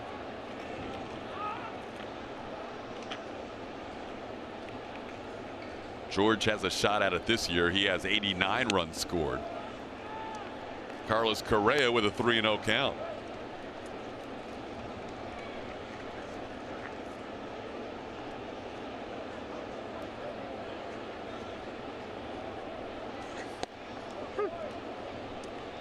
Three and one. Now you helped call that with the speed on the bases. You said a double here could put him at that century mark, and sure enough, Alex delivered. Now Carlos takes a breaking ball, 3-2.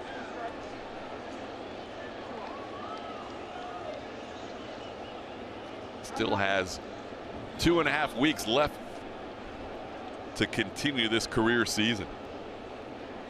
It has been so much fun to watch.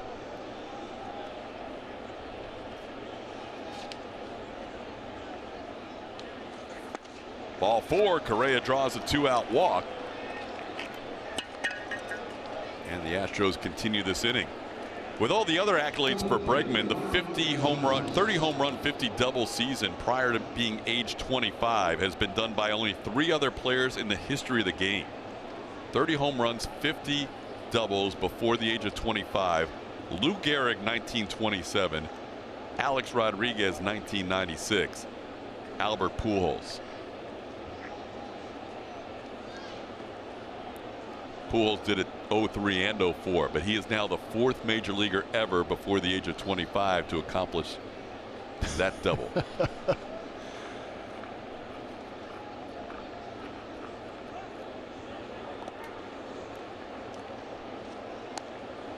And you have to go back 10 seasons ago or 10 years ago to the 2008 season, the last time an Astro had a both 100 runs scored and 100 RBI season, when Lance Berkman did it. Who knew? Alex. He's the only one that did know. Marwin drives one towards the corner in left field.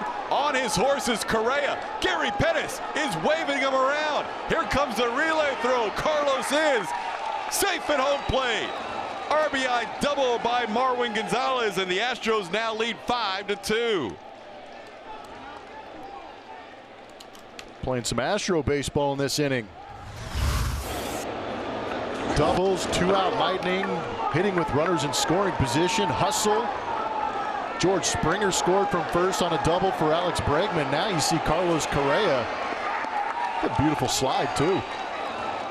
Aggressive send by Gary Pettis. He had the windmill going, and Carlos getting into that left hand across the plate before the tag was made. That'll do it for Daniel Norris. The Astros scoring 4 in this inning. Still batting with a runner on second and 2 outs. We'll be back after this.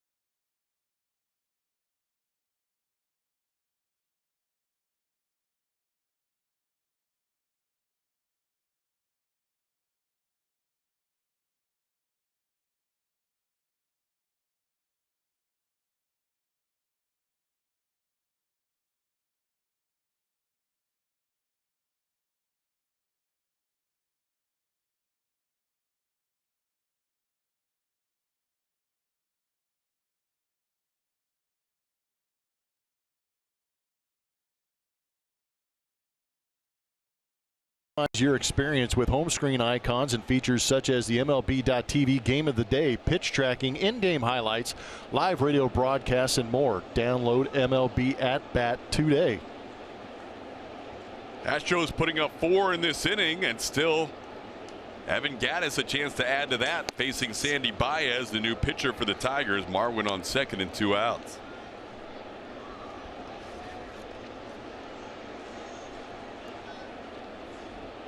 Baez takes over for Daniel Norris, who goes 4 2/3 innings today.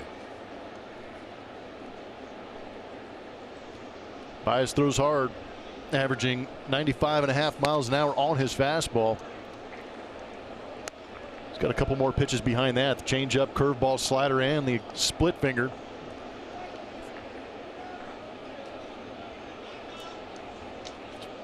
Fourth MLB appearance.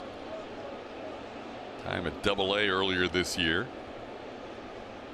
Was recalled from Double-A Erie when rosters were expanded on September 1st. Evans sends one in the air to right field, playable for Matuk. The Astros inning is over, but they score 4 with Alex Bregman right in the middle of things. Making history.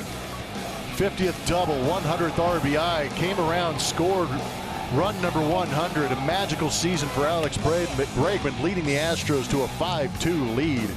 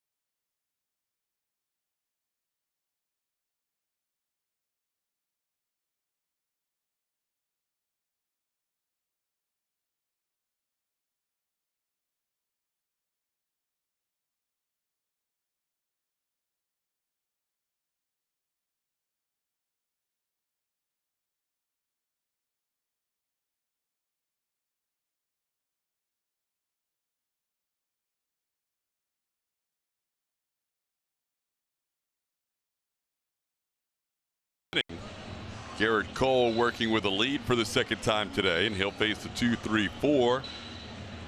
In the Tigers lineup, Kristen Stewart, Nicholas Castellanos, and Nico Goodrum. Cole so far has allowed 3 hits, including a solo home run last inning. He's also struck out 7 through 4. Stewart had a double his first time up. He's 1 for 2. Bregman, a 2 RBI double. Tyler White, a sacrifice fly. Marwin Gonzalez, an RBI double. You know, I think with A.J. Hinch trying to find guys days off, Alex Bregman continues to play every day. He gave Jose Altuve the day off today, knowing with the scheduled day off tomorrow, that would be 2 in a row. I think if the Astros led the A's by 8 games instead of 3, he might have found a spot here for Alex Bregman to get a day off going into the off day. But with a 3-game lead, he doesn't want to take any chances, and he's probably thrilled that he did not give Alex the day off, as he knocked in the first 3 runs after being 0 for 8 in the series prior to that RBI hit in the third.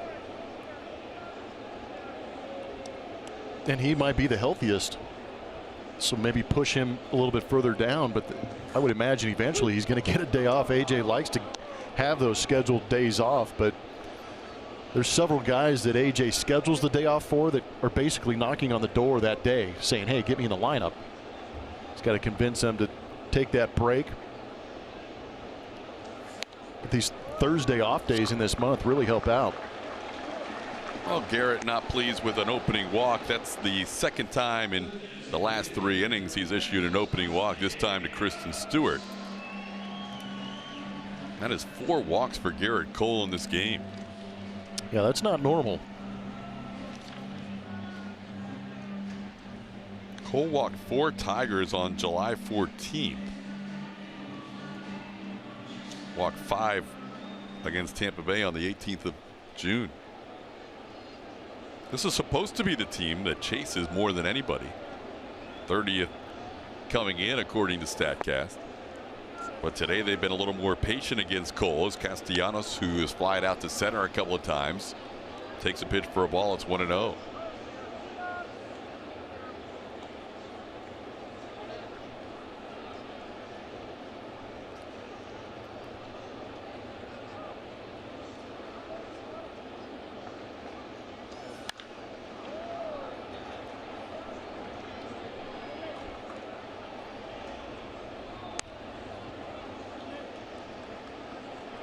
The fact that Bregman's on all the round numbers right now is kind of interesting too. Just looks cool. Yeah. It's perfectly symmetrical. 30 home runs, 50 doubles, 100 runs batted in, 100 runs scored.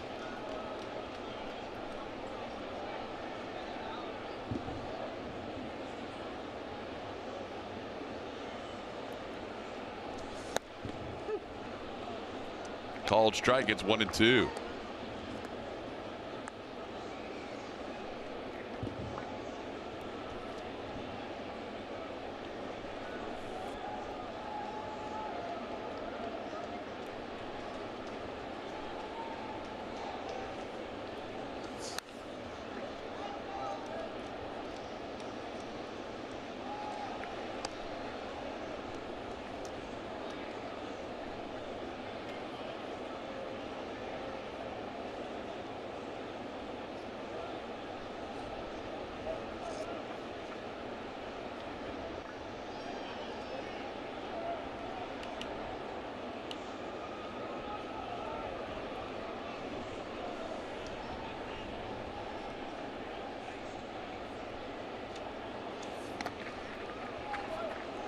Two and two the count to Castellanos.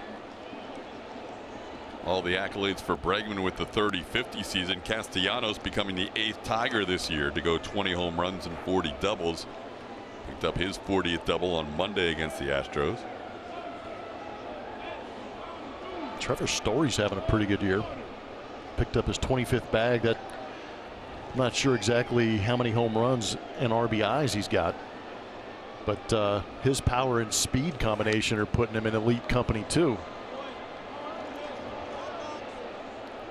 It's been a crazy division over there in the NL West. Colorado playing Arizona tonight in Denver and again tomorrow afternoon. So hopefully Rockies offense can do some damage and get into that Diamondbacks bullpen before that series with the Astros coming up over the weekend.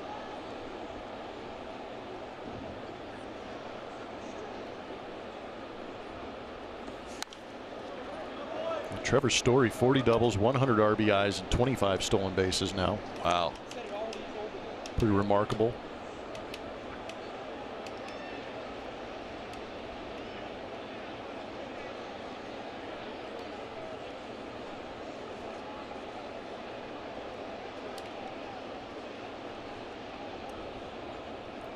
Tigers have put some pitches on Garrett Cole today. He's sitting at 91. We're in the 5th inning with nobody out. Picks up a strikeout of Castellanos, gets him swinging for the first time. A guy who came in 7 for 13 against Garrett is 0 for 3 today. And Garrett, with his 8th strikeout, now takes over the American League lead in strikeouts. Able to find that top gear again. 99-mile-an-hour fastball. With the pitch count where it is right now, Garrett's probably aware that finish line is not far away. And he, like Justin Verlander, can find that extra gear late. Ronnie Rodriguez. Wow. Backswing. Yeah, on the finish of the swing from Rodriguez, he smoked Martin right in the back of the left arm, left elbow.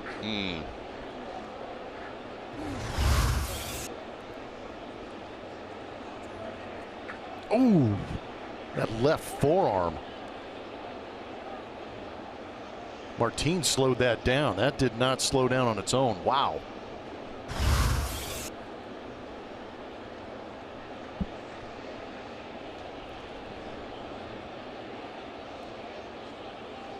That's scary right there.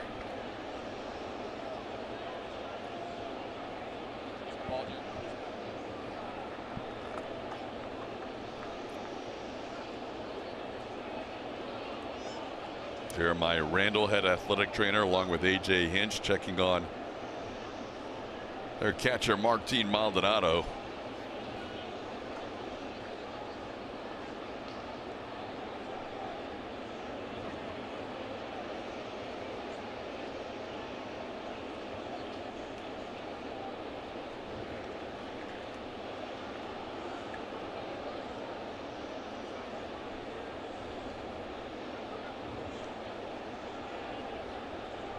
Long backswing by Rodriguez caught him right in that left forearm near the elbow.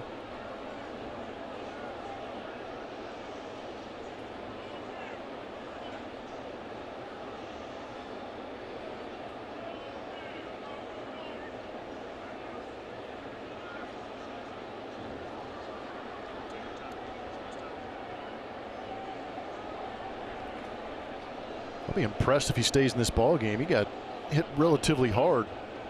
No, yeah, you're right. There was a lot of momentum with that bat, and it stopped. And it stopped because it hit him squarely on the left arm. May want to take a couple of warm-up catches.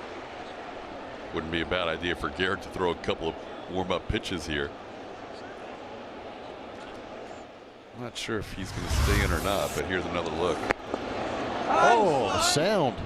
Could have done without that.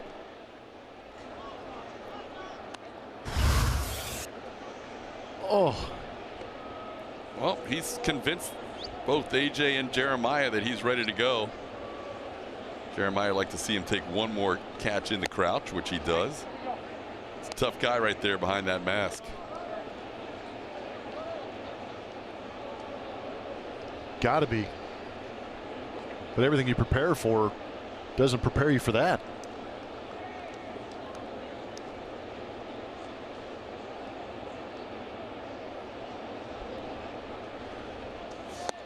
Called strike. It's 0-2. Rodriguez, second at bat since coming into the game as a replacement for Nico Goodrum. Walked his last time up. It's like Maldonado backed up about 3 feet. Swing and a miss. Garrett comes in and gets him out of the batter's box on 3 pitches. 9 strikeouts now for Garrett, who's up to 260 on the year. I'll bring up Mikey Matuk. Well, Garrett might end up with a 5-inning double-digit strikeout game. He's at 95 pitches now. Not sure if AJ is willing to see that pitch count go that far above 100 today. Matuk has singled and reached on an error. And he fouls this one back.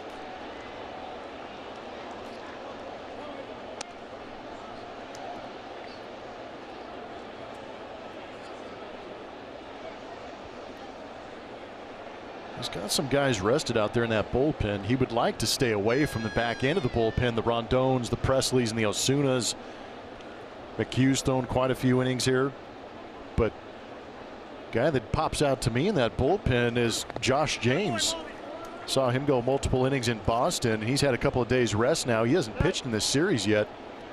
But he is definitely a viable option to go multiple innings and help out that bullpen and the Astros. He's one of the rare guys you can call on that will add velocity from the start of Garrett Cole. That's a great point. Garrett's had 17 swinging strikes on the fastball today and 14 fouls of the 55 fastballs he's thrown. He's averaged between 95 and 99 on the fastball, or his range has been between 95 and 99 with an average of 97.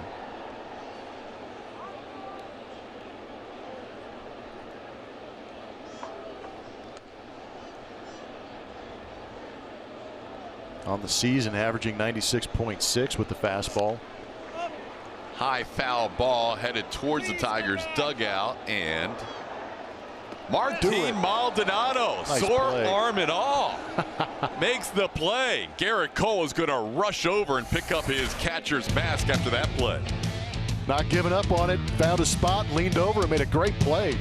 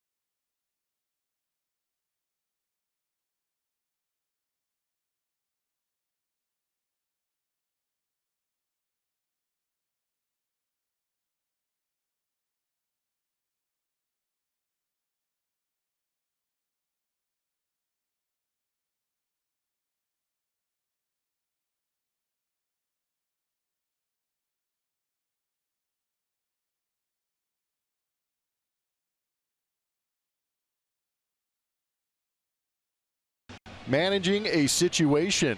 Golden ticket. Drama-rama.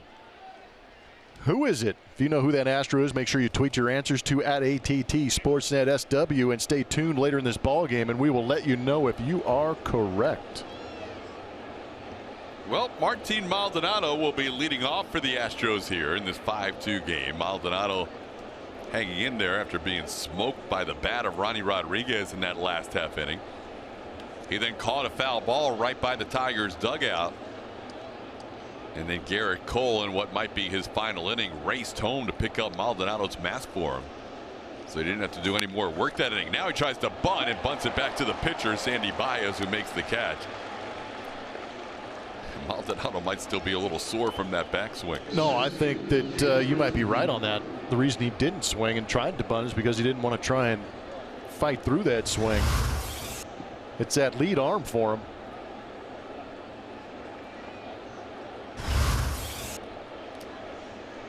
And here is Jake Marisnick. Brent Strom just gave Garrett Cole a pat on the back, which usually means his day is over. We do see bullpen action going for the Astros as Marisnick takes a pitch for a ball.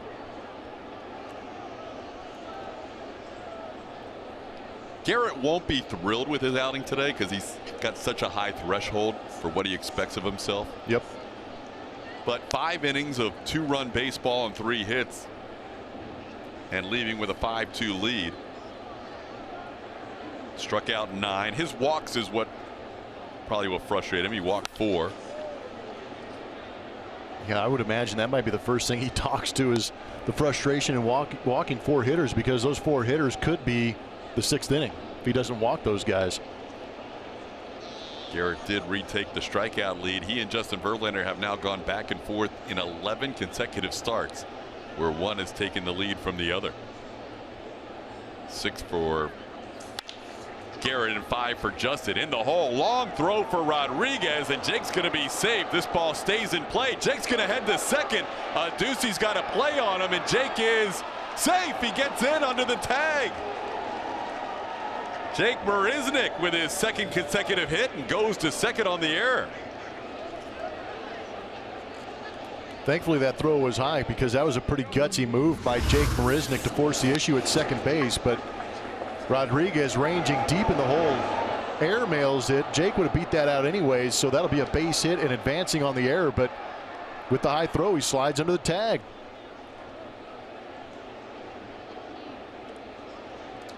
Not a good throw by a Ducey. Yeah, those were high stress throws on both sides. So Jake now 2 for 3.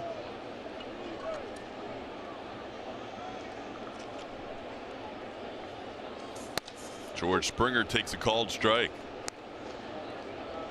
Rodriguez makes his 3rd error this series. Made an error at shortstop on Monday, an error at first base last night, and now an error at shortstop again today.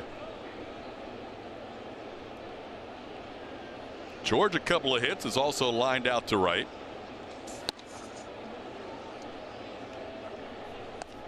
One and 1 the count.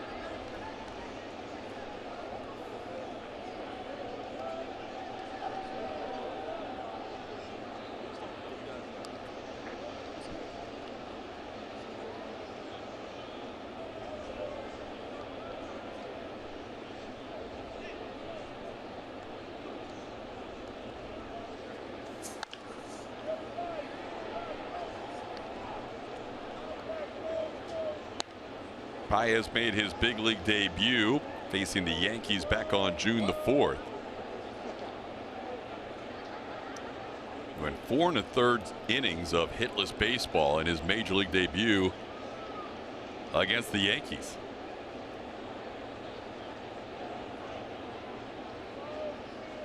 Sent back down to Double-A. He was there as the extra player in a doubleheader, and then called up when rosters expanded September 1. As Blummer said, he throws hard. It's a young arm that they're getting a look at here to see what he can do in September. Just 24 years old, out of the Dominican Republic.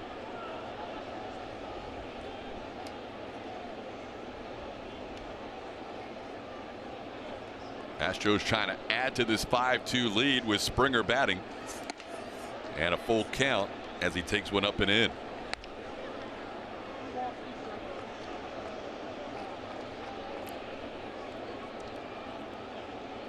George doing a good job being patient and selective. Not easy to do.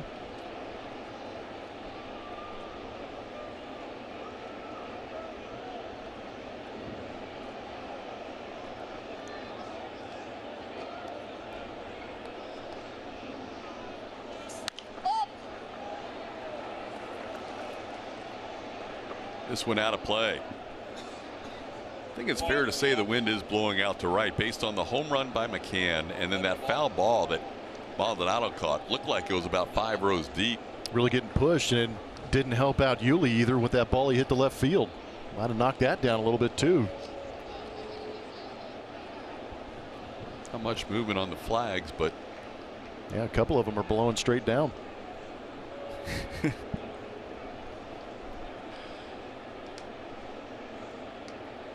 George has seen a lot of pitches in this AB. And grounds one to the right side. Second baseman Lugo is there. Second out of the inning on the play. Jake moves to third. Power Player is presented to you by TXU Energy. Home run number 30.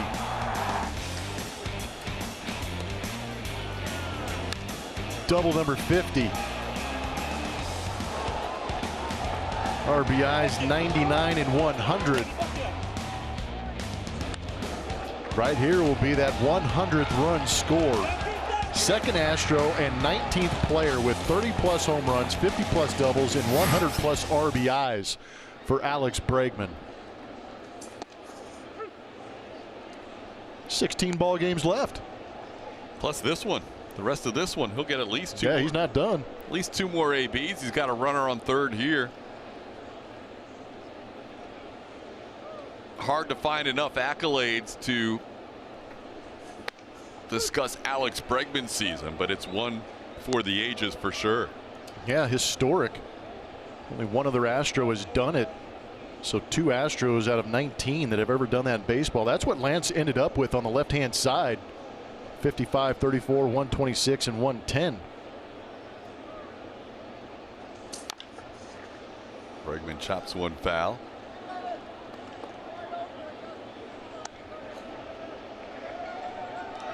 Alex last year really came on in the second half, had a tremendous postseason.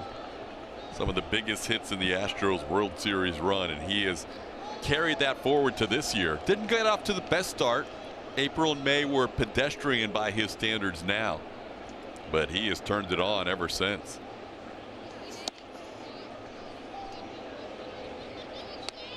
And now who knows what the future holds, but this is a guy you almost think can do this on a regular basis. I don't think 30's out of the realm year in and year out for what we've seen this year.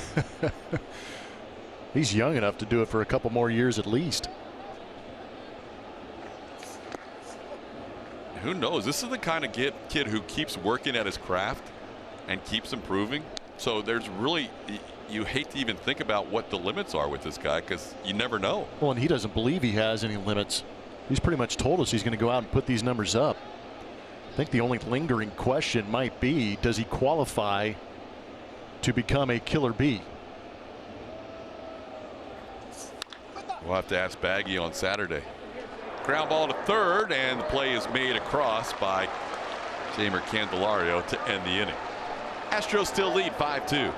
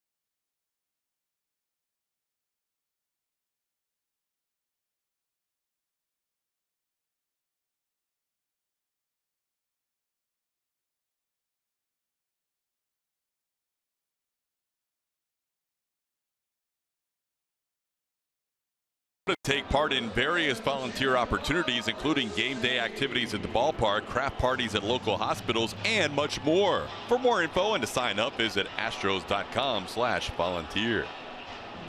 Astros fans on hand at Comerica Park today, enjoying the sunshine and enjoying a 5-2 lead as we head to the bottom half of the 6th inning.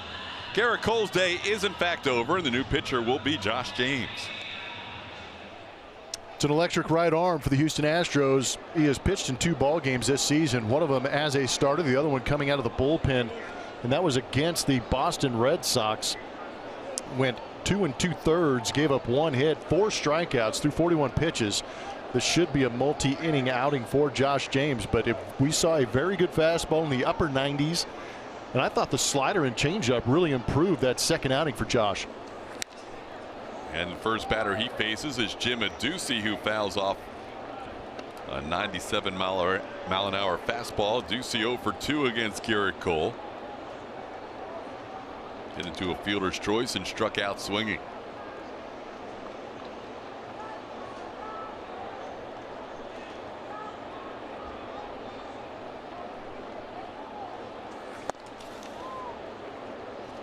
Adduci down on the count 0-2. Just tough to imagine sitting around the Tigers dugout right now and they're saying, man, that velocity of Gerrit Cole, that was tough to deal with today. And then they go out there and now they face this guy. Yeah, keep that dial turned up. First 2 from James have been at 97. We have seen him reach 101. There we go. 101 up in the zone. And Jim Adduci's going back to the dugout with a little story to tell about the Astros right-hander. It'll be a quick story, just like this pitch. And that's the thing, too. And AJ, in talking to him about Josh James, you know, what are your thoughts, AJ? What do you like most? And you expect him to jump out and say velocity, which he does, but it's also the ability to throw strikes. Sometimes you get these young fireballers that come out there and it's kind of all over the place, but he's aggressive with that fastball in the zone and is able to throw strikes to get ahead. 100.6 on that last fastball. Here's James McCann. James has thrown as fast as 101.1 earlier this year as a starter. He and Shohei Ohtani have the major league's fastest pitches thrown by a starting pitcher this year at 101.1. McCann hit a home run the other way against Gerrit Cole his last time up. And he sends this one towards short. Carlos has it. Makes the play for out number 2. Oh, 2 quick outs for Josh James. And to your point, Blummer, I think that's what gave Josh the extra inning and maybe the extra 2 innings in Boston, was that he was pumping strikes against the Red Sox in the biggest stage he will pitch in from here through the rest of the season, unless he pitches in the clinching potential game. But that was as big a stage as you would want him to be tested going into a potential, at least thought, of the postseason. No, it was a great test. It was good timing on AJ's part too, because he kind of went through the bottom third of the order the first time out. And when AJ saw him go out there effectively get through those 3 guys, he said, hey, I'm going to throw you back out there and put you through the meat of the order. And he did fantastic going through the top 4 for the Boston Red Sox, which is not easy for even a seasoned veteran with great stuff. He went through all 9 in the lineup one time, and he only allowed 1 base runner. And he looked confident. He was getting ahead of hitters. He was probably the only guy in that whole weekend that made Mookie Betts look bad. Yeah. When he struck him out. He has thrown 6 strikes to start this outing. Make it 7 for 7 with the breaking ball landed for a strike. And it's 0-2 on Doel Lugo. AJ, Brian McCann, and Gerrit Cole all looking on, watching this young right-hander who grew up in Hollywood, Florida, and didn't start pitching till his late teens. Well, there's his first one out of the zone, and it's way out. It's 1-2.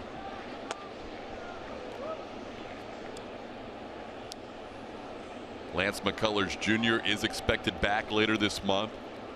The bullpen, as we showed you earlier, has been stellar the entire month of September and really all year. Best ERA in baseball.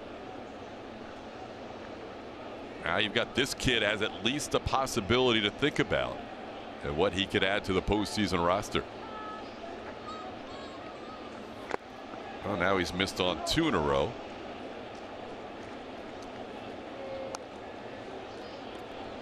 He's human.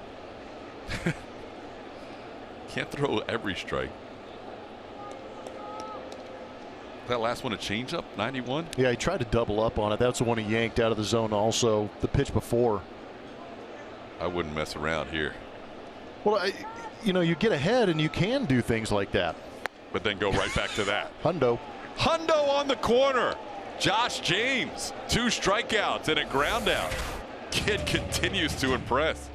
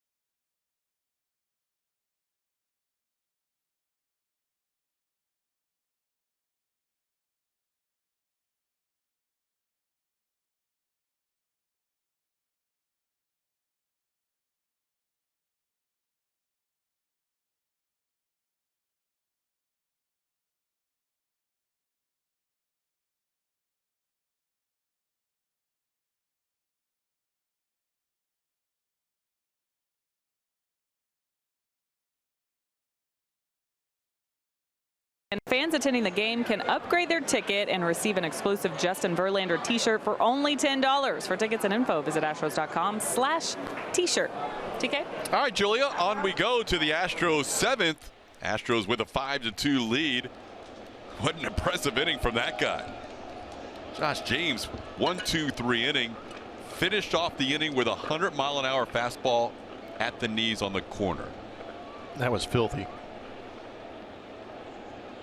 And here's Yuli Gurriel leading off and taking a pitch outside.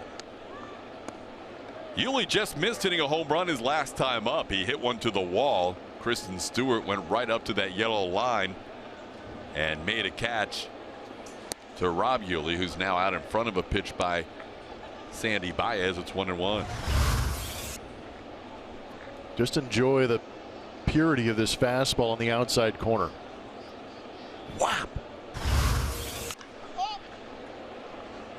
Yuli sends one down the left field line, and Stewart able to make the play in foul territory. That's another one where the wind may have kept it in play on the left side of the diamond. Out number 1. So I'm curious as to Josh James being able to dot 100 on the outside corner leading up to trade deadline, some off-season trades, Garrett Cole coming over, and a lot of the conversation always revolves around prospects. Forrest Whitley, Kyle Tucker. How come we had? Did anybody do any scouting on Josh James?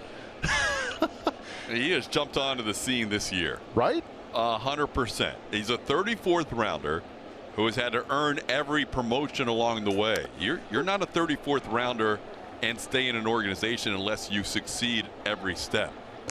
And he has, but now all of a sudden, and we've documented this before, had that issue with sleep apnea. Yep. Now wears a CPAP machine, and it seems to have turned his life around. Not just his pitching. He has said that's a life changer for him. He's sleeping well. He has more energy, able to get better workouts in. Now all of a sudden, he's at the major league level. He's unaffected. He's unaffected. He's a 34th rounder who has earned every step, and now this is the last step in the process, and he doesn't get fazed by Fenway Parker facing major leaguers. Well, he's pitching like he never wants to go back. That's what you like to see. Tyler White sends one high in the air to center field, and Victor Reyes is there for out number 2. It's time to name that Astro, brought to you by Nissan. Gave you a couple of hints: managing situation, golden ticket, drama-rama. Who is it?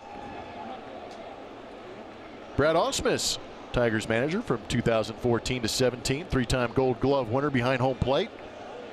Hit a big 9th inning home run in the ALDS Game 4 in 2005. Here's Carlos Correa, 2 outs, bases empty.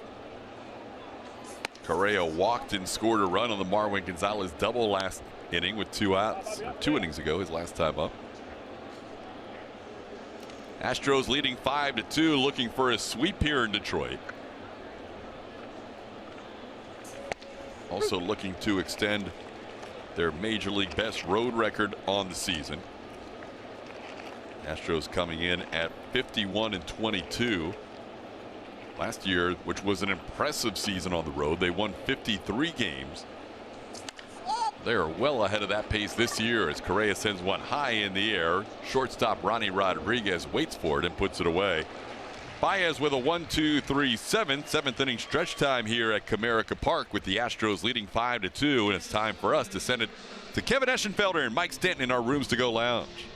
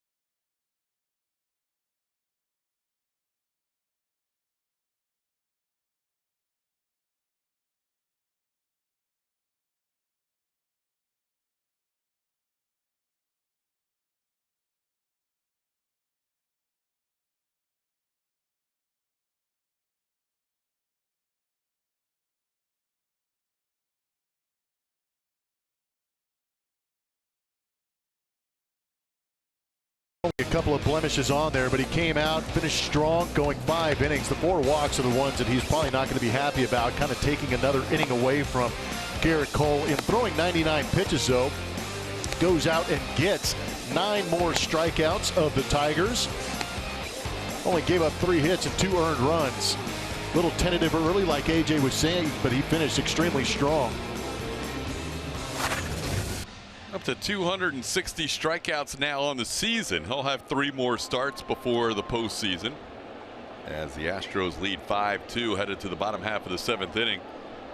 Victor Reyes, number 9 hitter in the Tigers lineup, will face Josh James. And he's around a bunt and takes a pitch inside for ball 1. Reyes has grounded out and struck out in this game. James taking over in the 6th inning. 1-2-3 inning with a couple of strikeouts, and now starts the 7th. No bullpen action going for the Astros. AJ, as Blummer said, wanted to rest a couple of arms, and with Josh James on the mound, they might be able to do so for a few innings, although he's been very wild here on the first 2 pitches, and it's 2-0. He threw that so hard that it bounced all the way back to him off the backstop.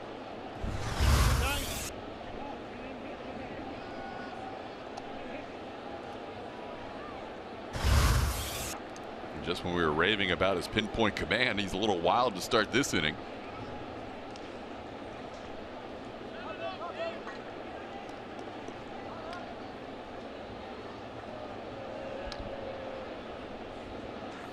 There's a strike. Plays an easy one in there at 96.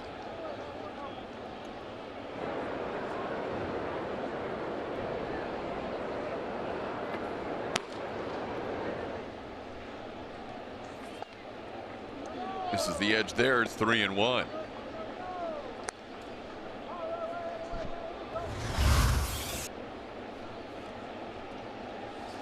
Wasn't a terrible pitch. Missed his spot. Maldonado did a good job of locking that on the outside corner. Didn't get the call. Martin setting up right in the middle of the plate on that 3-1 delivery, and he misses. So a walk issued by Josh James to start the 7th.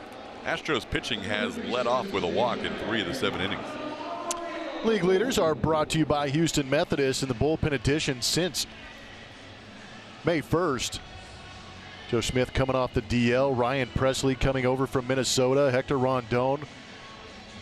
And Roberto Osuna, acquired on July 30th, have made a formidable back end of the bullpen for A.J. Hinch. Josh James on the bottom there. Quick little note on him. 15 strikeouts and 8 2/3 innings pitched. But that is 4, possibly 5 guys that round out a potential playoff bullpen.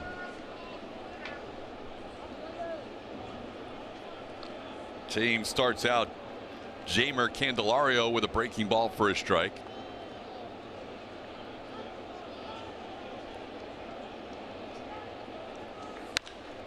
High pop up, shallow right field. Coming on is Springer, and George puts it away for the first out.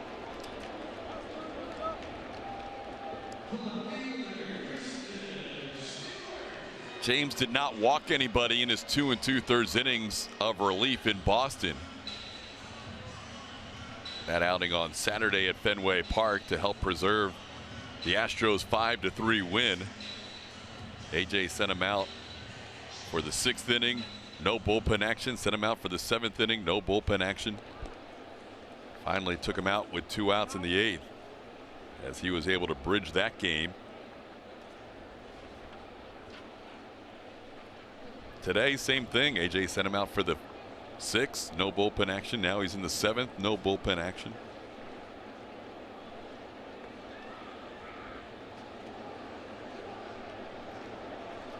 Kristen Stewart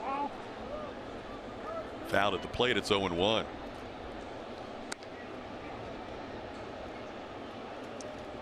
Last time James bridged the Charlie Morton start, who went 5 innings, similar to Garrett Cole today, and took it until 2 outs in the 8th when Ryan Presley finished that inning and Roberto Osuna had the night.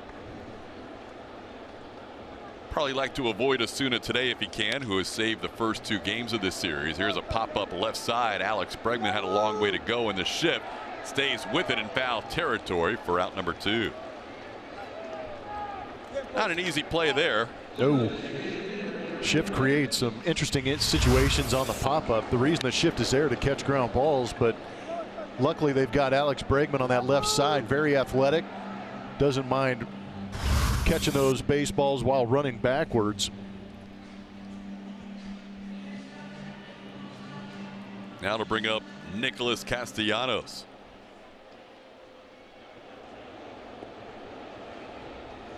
Castellanos had great numbers against Cole coming in, 7 for 13, but Garrett got him today, 0 for 3 with a strikeout.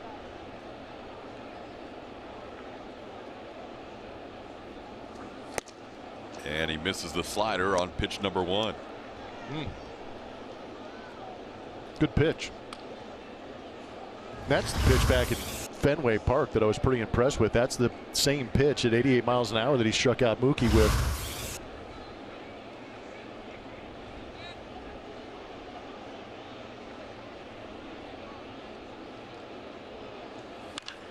Ball hit high to left field, pretty well hit. Marwin looking up, and this ball is gone. Well tagged by Castellanos. His 21st home run of the year.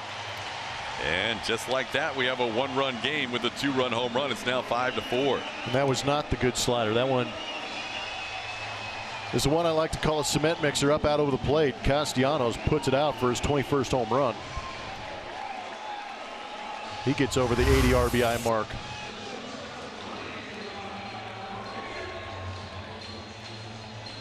Very polite home run trot too. Just rests the bat down, knew he got it.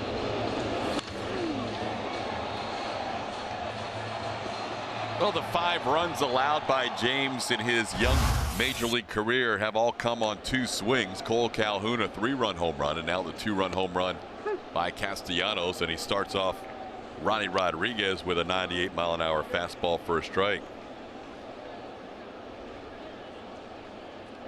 Tigers have played the Astros tough in this series. Astros led 5-0 in yesterday's game, and the Tigers came back with 4. Today, a couple of leads for Houston, 1-0 and 5-2. And the Tigers have come back to make it a 5-4 game.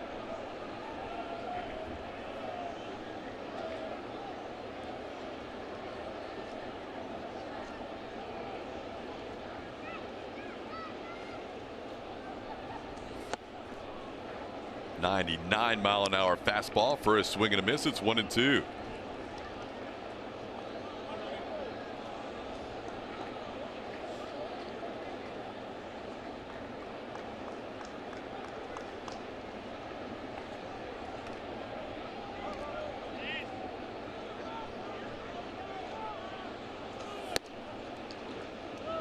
Leadoff walk has come back to hurt the Astros a couple of times today. Garrett Cole led off the third by walking Jamer Candelario. He would score the first run of the game for the Tigers. And the leadoff walk to the number 9 hitter in this inning, Victor Reyes, would score in front of the home run by Castellanos, his 21st of the year.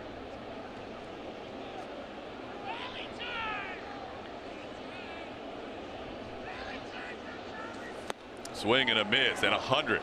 Finishes off another inning with a triple-digit fastball, but the Tigers make it a 1-run game.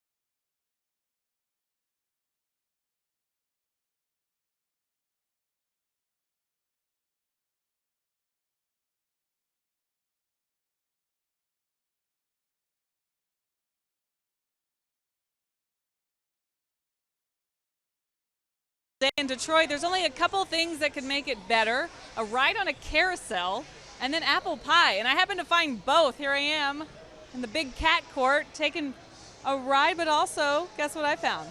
Check this out. The Detroit Tigers have figured out a way for you to have apple pie at a baseball game. It's an apple pie egg roll. So I'm going to enjoy this. I think they have some Nutella ones too. I can pick you guys up some, but this is just the life right here. And they're good.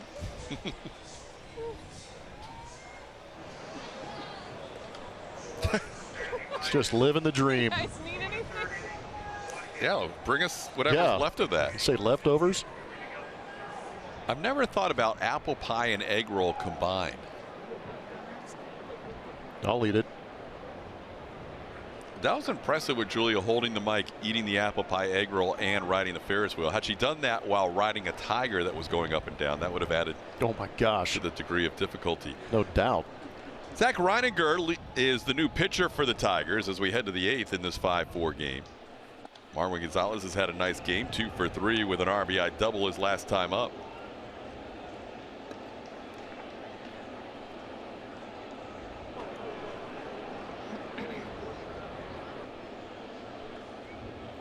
Reininger, fastball averaging 95 miles an hour, has curveball and a slider. There was that curveball. There you go.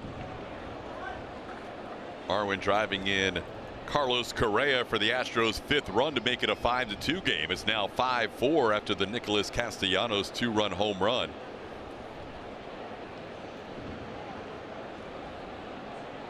Julia has finished her ride on the merry-go-round as Marwin misses that pitch. It's 1-2. How would you rate the apple pie egg roll, Julia? It was very good. I enjoyed the fact that you could eat it with your hands. That's everything when you come to a baseball game. You know, just that less is more. Were you the only adult on the merry-go-round? Yes. How many poor kids did you cut off to get on there? No. I think the rush had already come and gone. There was a lot of people. There's a lot of fair food out there. Very popular spot. The cat court, huh? Big cat court. Lots of food. Of course, the carousel. You did the pageant wave. Of course I did. Ever since being crowned. Did you offer the kids some?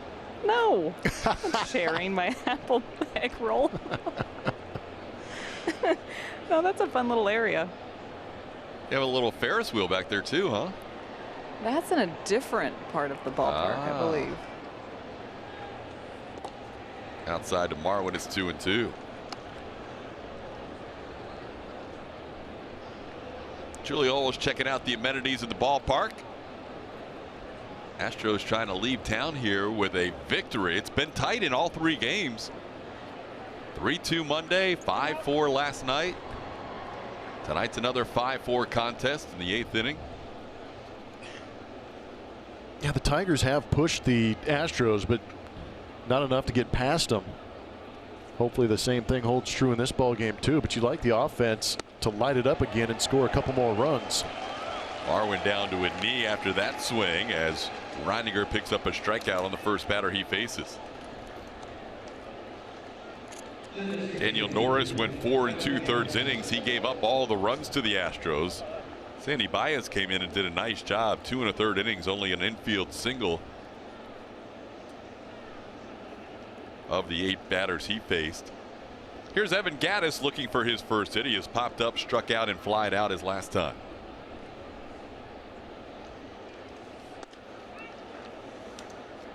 Well, you mentioned AJ wanted to give some guys the day off at the back end of the bullpen. We're seeing nobody warm up here. Hanging slider by Josh James last inning. The Castellanos hit for a 2-run home run. But it looks like AJ may stick with him for another inning.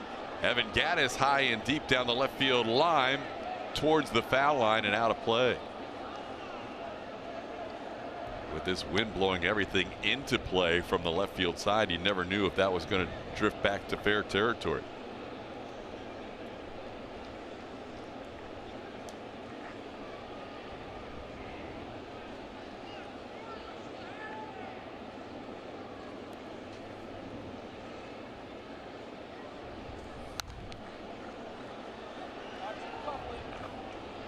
Reininger is 25 years old. From San Antonio.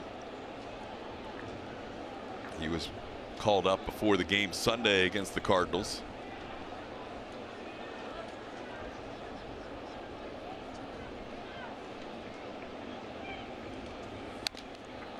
Evan loses a piece of the bat.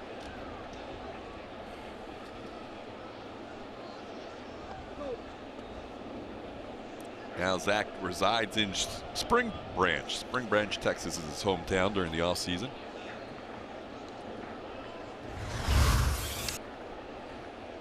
Curveball in the bat head, gets out a little quick and catches the cup of the bat.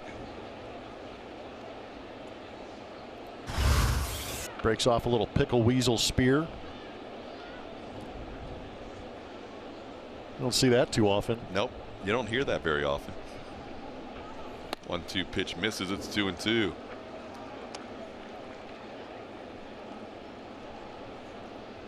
Evan 0 for 6 on this road trip, has seen his at bats limited with the Great White Shark surge recently.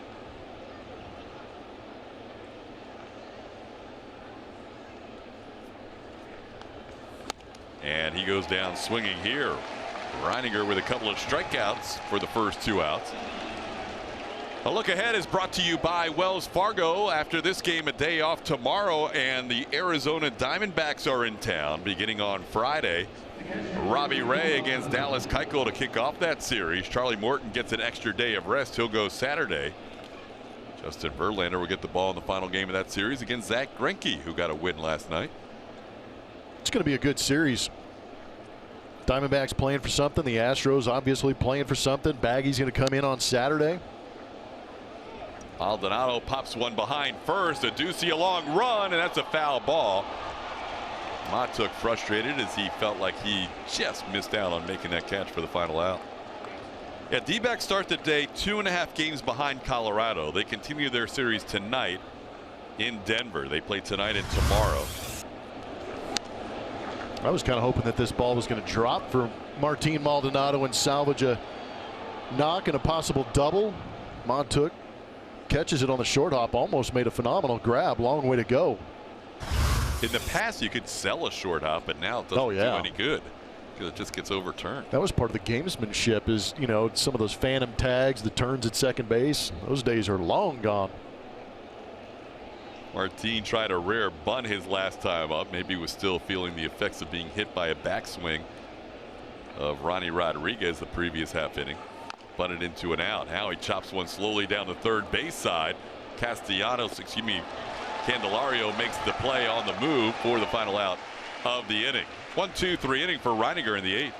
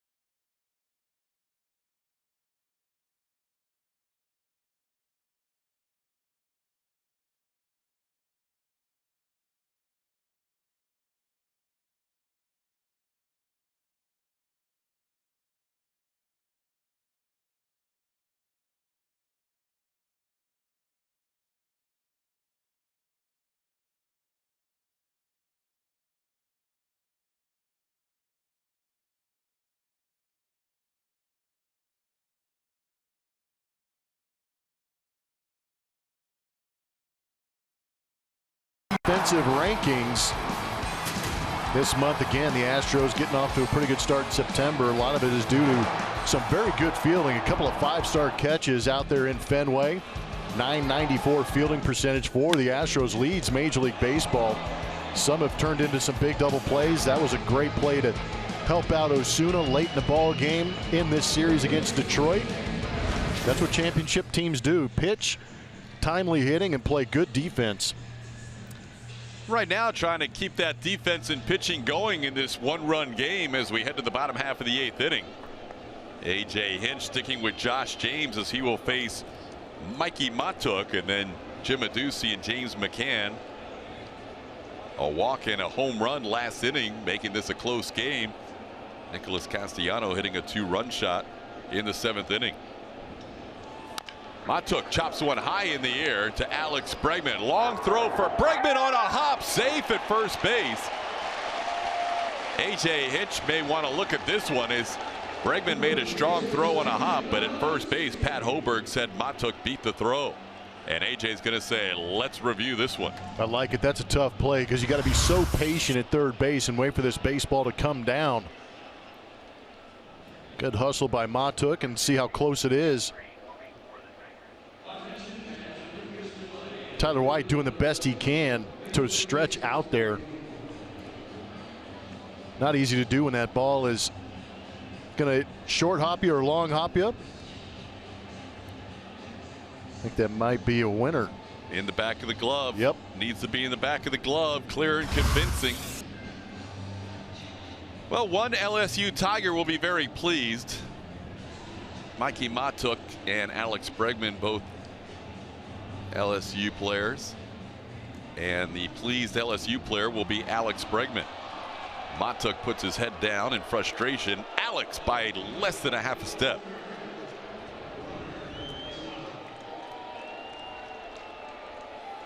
Like I was saying, with that ball chopped, it's tough to wait back, but good strong throw from Alex Bregman gets Mikey Matuk by just a little bit. See that ball in the pocket. Here's Jim Aducey. One thing we've noticed from A.J. Hinch and his managerial style is he's not afraid to go to a young guy he believes in and let him ride in some critical spots. Here's Josh James, one-run game. Astros trying to close out a sweep. Ball rolled through the middle and into center field. Aducey has a base hit. He's a one-out base runner. And with that base hit, now we see the bullpen start to stir, but we have not seen it move for the 6th, the 7th, and now part of the 8th innings with James out there.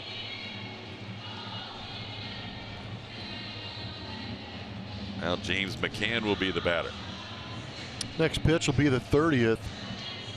Josh James threw 41 in that 2 2/3 inning appearance. Ryan Presley starting to get loose. He was one of the few relievers that was not used yesterday. AJ going with 5 relievers for an inning each in last night's game. Will Harris, Joe Smith, Hector Rondon, Colin McHugh, and Roberto Osuna. Slider catches the plate for a strike to McCann. It's 0-1.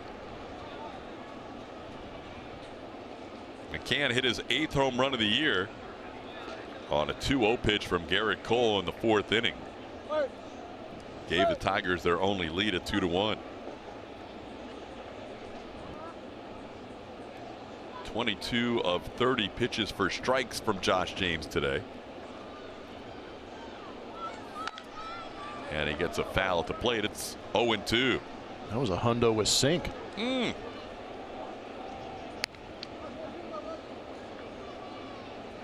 still amazing to me. You're throwing that hard and the ball is not, I don't feel like the ball is in the air long enough to create movement, but these guys do it.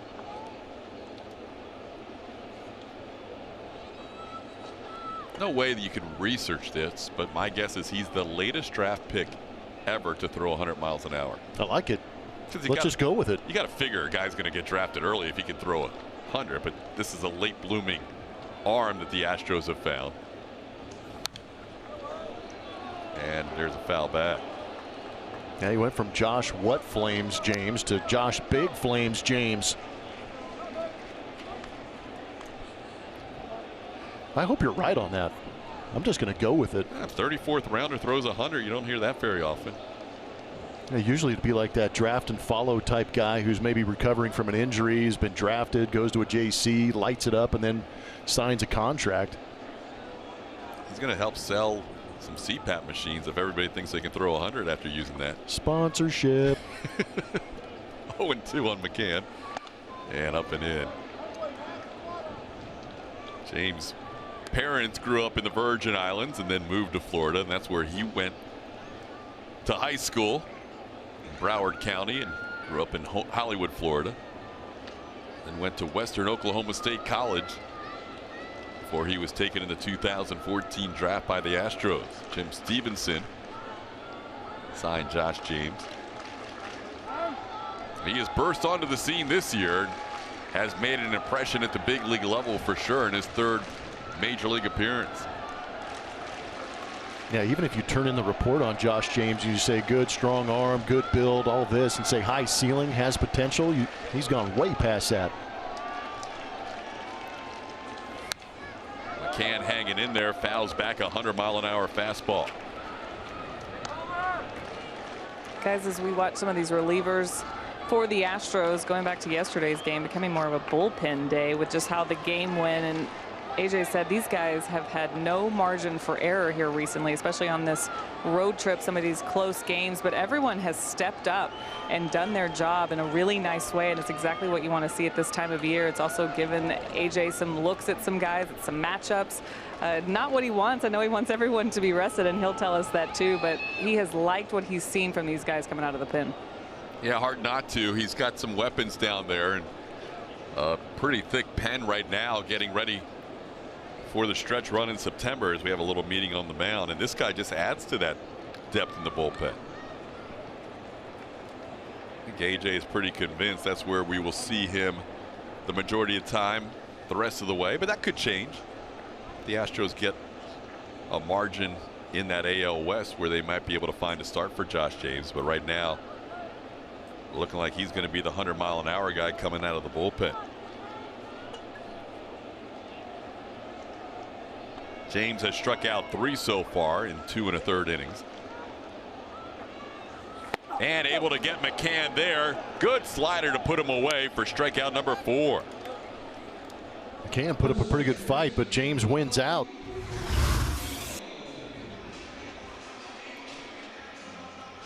Bottom dropping out of it at 88, 89 miles an hour.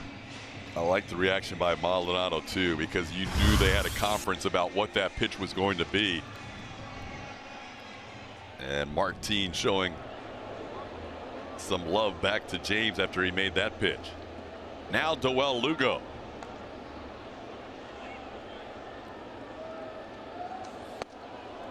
Lugo takes a fastball upstairs. It's 1-0. Lugo 0 for 2 with a walk. He struck out his last time up on a 100-mile-an-hour pitch from James on the corner at the knees.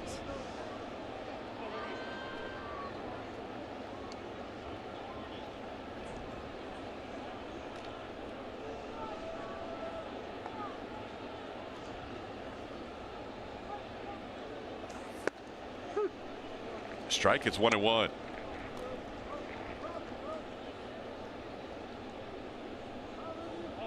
Now the scouting reports we get on the Astros bullpen, and we talk about average pitching velocity. Josh James is a leader out of that bullpen now, averaging 98 miles an hour on his fastball. There goes the runner, and the pitch is sent into right field. Springer on the move, diving effort, and George comes up with it. Could have been a tie game if George doesn't make that play. Instead, the Astros lead 5-4 headed to the 9th.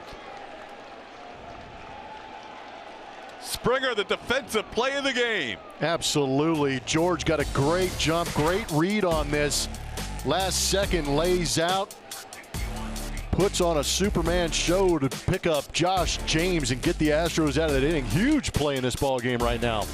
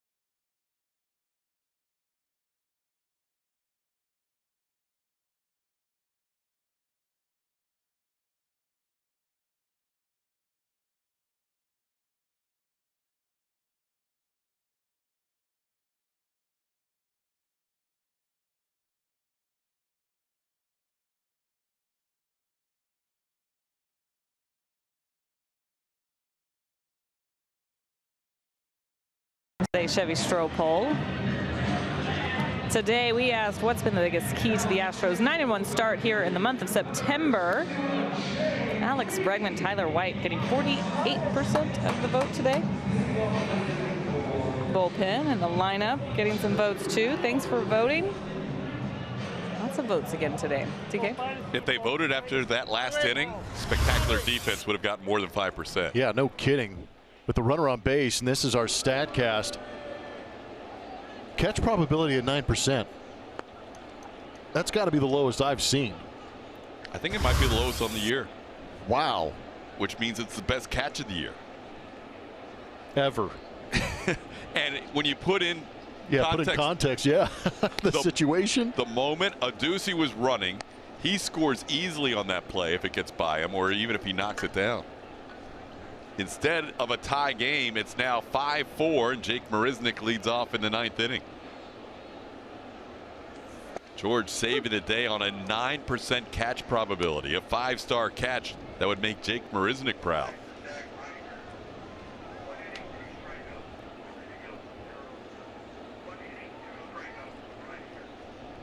Shane Green is the new pitcher for the Tigers here after an impressive inning from Zach Reininger. Green takes over in the 9th. Plenty of work out of that bullpen for Shane. 61st appearance. He's allowed 10 home runs in those 56 appearances. Fastball, low to mid 90s. He'll cut it. Also has a slider. Right-handed hitters will see a lot of the fastball slider mix. And 3-2 the count. Astros could use an insurance run or two in this one-run contest. Tigers keep battling, scoring a couple of runs in the 7th inning and threatening to tie the game in the 8th. 3-2 pitch misses, and Jake a leadoff base runner. How about Jake on base 3 times today? Some good defense in the 8th inning. We saw Alex Bregman take a high chopper and just barely beat Matuk to first base. Then this one right here, the big play with the runner on the move, shot down that right field line, and George Springer there to save the day. It's impressive. We showed you the number. They're leading Major League Baseball as far as defense in the month of September, but that play right there was incredible. Defensive play to save, at least to this point, a 1-run lead. George with 2 hits today. He's also scored a run. Batting for the 5th time.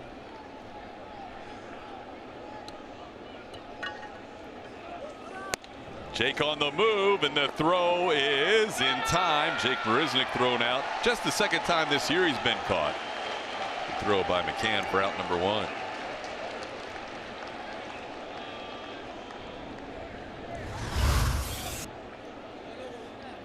Jake trying to steal himself into scoring position.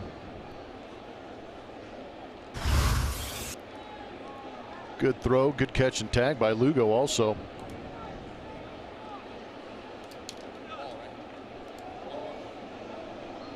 George with a 1-1 count.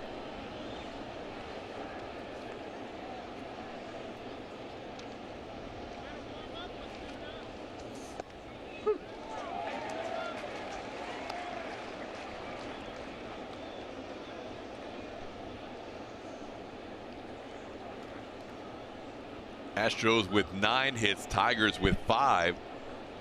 Tigers have left 7 men on base to the Astros 6. George grounds one towards third. Candelario makes the play. And Green has a couple of outs here in the 9th.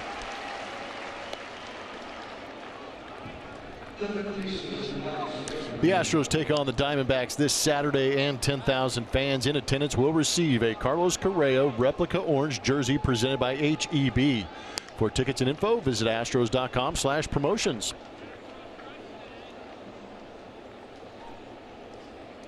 Well, here's the offensive player of the day, Alex Bregman.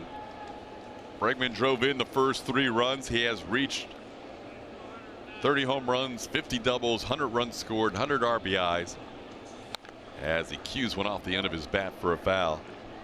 Alex singled, knocked in the first run of the game, giving the Astros their first lead, then doubled home 2 more in the 5th inning to give them the lead once again at 3-2.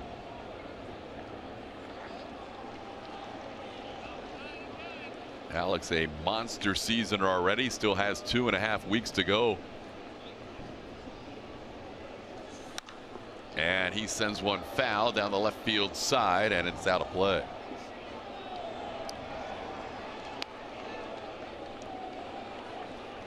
Alex can add another round number to his already impressive totals as he can get to 300. He's at 297 right now with his 2 for 4 day. So greedy, Todd, and I like it.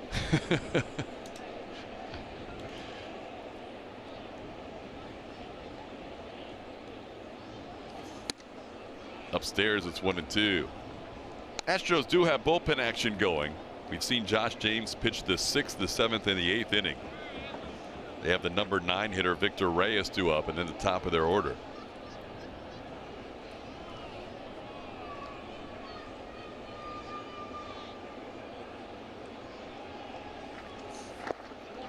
Alex lays off. It's 2-2.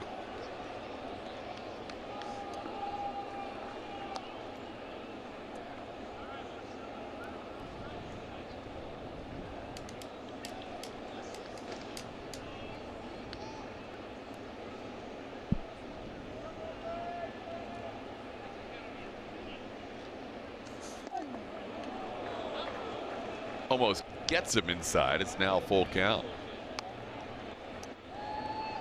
Oh, Ryan Presley didn't start throwing till after 2 outs in the inning. He doesn't take very long to loosen up, and he throwed some warm-up pitches last inning. He may be called upon, it looks like, to get the final 3 outs today. Osuna going back-to-back games in this series to pick up saves. We talked about AJ not using guys 3 days in a row. Bregman pops one to second. Lugo puts it away. We head to the bottom of the 9th. Astros leading 5-4.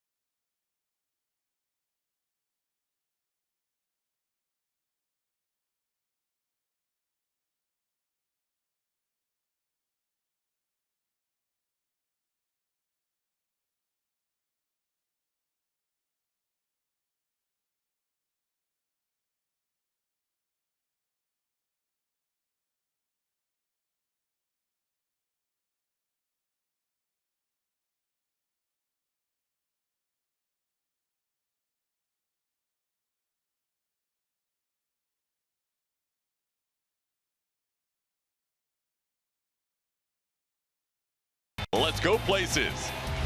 By Arctic, overbuilt, not overpriced. And by Jack in the Box. Try something different like Jack's Teriyaki Bowls for a limited time. Beautiful Wednesday afternoon here. Astros fans looking for another 1-run victory. 5-4 last night, 3-2 Monday night. Biggest crowd of this 3-game series, 22,666, as Josh Reddick will take over in left field. He'll replace Marwin Gonzalez in left, as Marwin will move into the infield and play second base. Yuli Gurriel over to first base. Tyler White out of the game. And the new pitcher is Ryan Presley. Presley in this game, we talked Again, about Osuna, back-to-back saves in the series, getting the day off here, leaving it up to Ryan Presley. He has one save in his career. 70 games this season between Minnesota and Houston. Very good numbers with a 2.76 ERA. Face Victor Reyes as the first batter, who takes a pitch outside for ball one. 3 innings out of Josh James, allowed that 2-run home run on a hanging slider to Nicholas Castellanos, and now they turn it over to Presley for the final 3 outs. Misses on the first 2 to Reyes. Reyes walked his last time up. Number 9 hitter came around to score on that 2-run home run by Castellanos.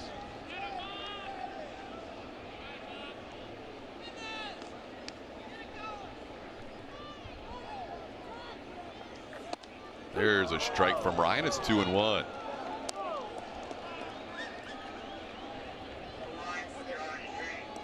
Ryan's save came in the 2016 season with the Minnesota Twins.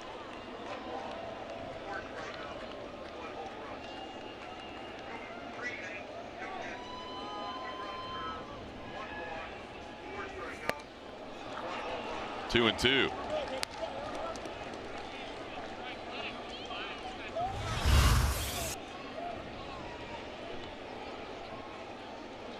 There's nothing you can do with that.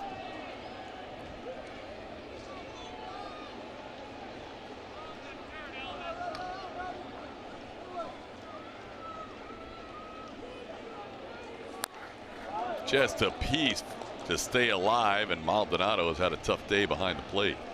Yeah, he's getting beat around a little bit, but you do have to appreciate him staying in this game, fighting through that elbow that took a beating from Rodriguez on that backswing. And you can see him dodging out of the way in anticipation of another big swing.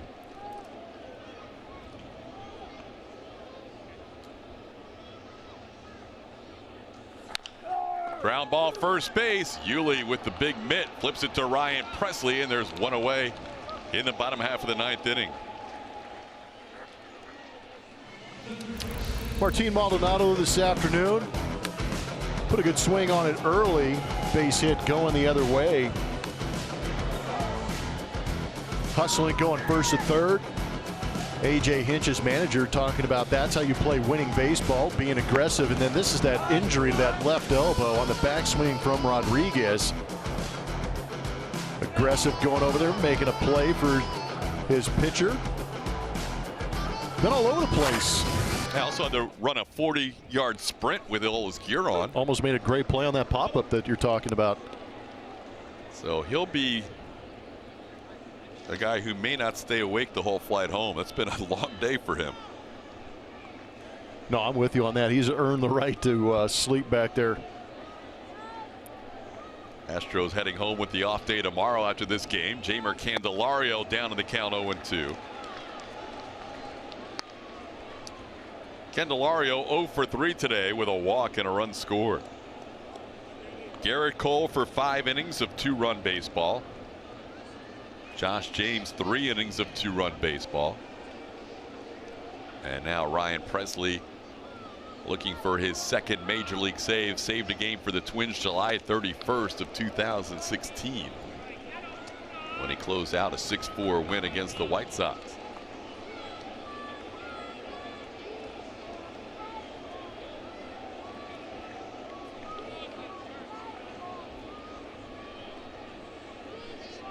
The 29-year-old from Dallas has the sign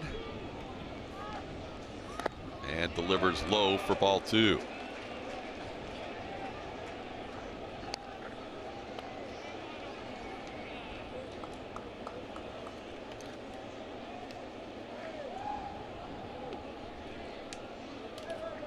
Tigers bullpen getting the job done again today. 4 1/3 innings of scoreless 1-hit baseball. They've been on a roll lately.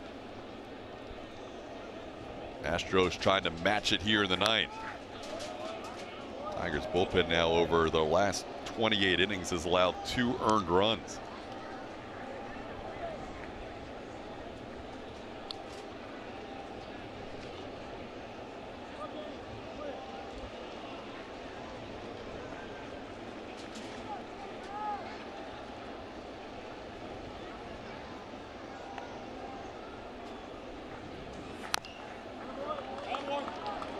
Candelario staying alive.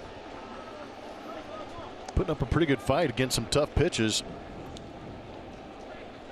Taking target practice on the reigning AL MVP over there. Idle hands. Pitchers.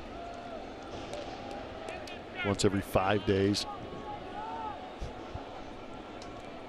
Wacky schemes in between. Swing and a miss. He got him. Good battle between Candelario and Presley, but he got him with the slider for the strikeout. I think that's what makes Presley rather effective. Is he has that power slider that you just see right there at 91 miles an hour, but he also throws that power curveball. It creates a little bit of a different break. And the breaking ball is where Candelario was doing a good job of fighting off. But then Presley goes to that turbo slider with that high spin rate down and in for the swing and miss. Now he'll face Kristen Stewart. Stewart made his major league debut Sunday as a pinch hitter. Has a hit in all 3 games in this series. Double and a walk in this game.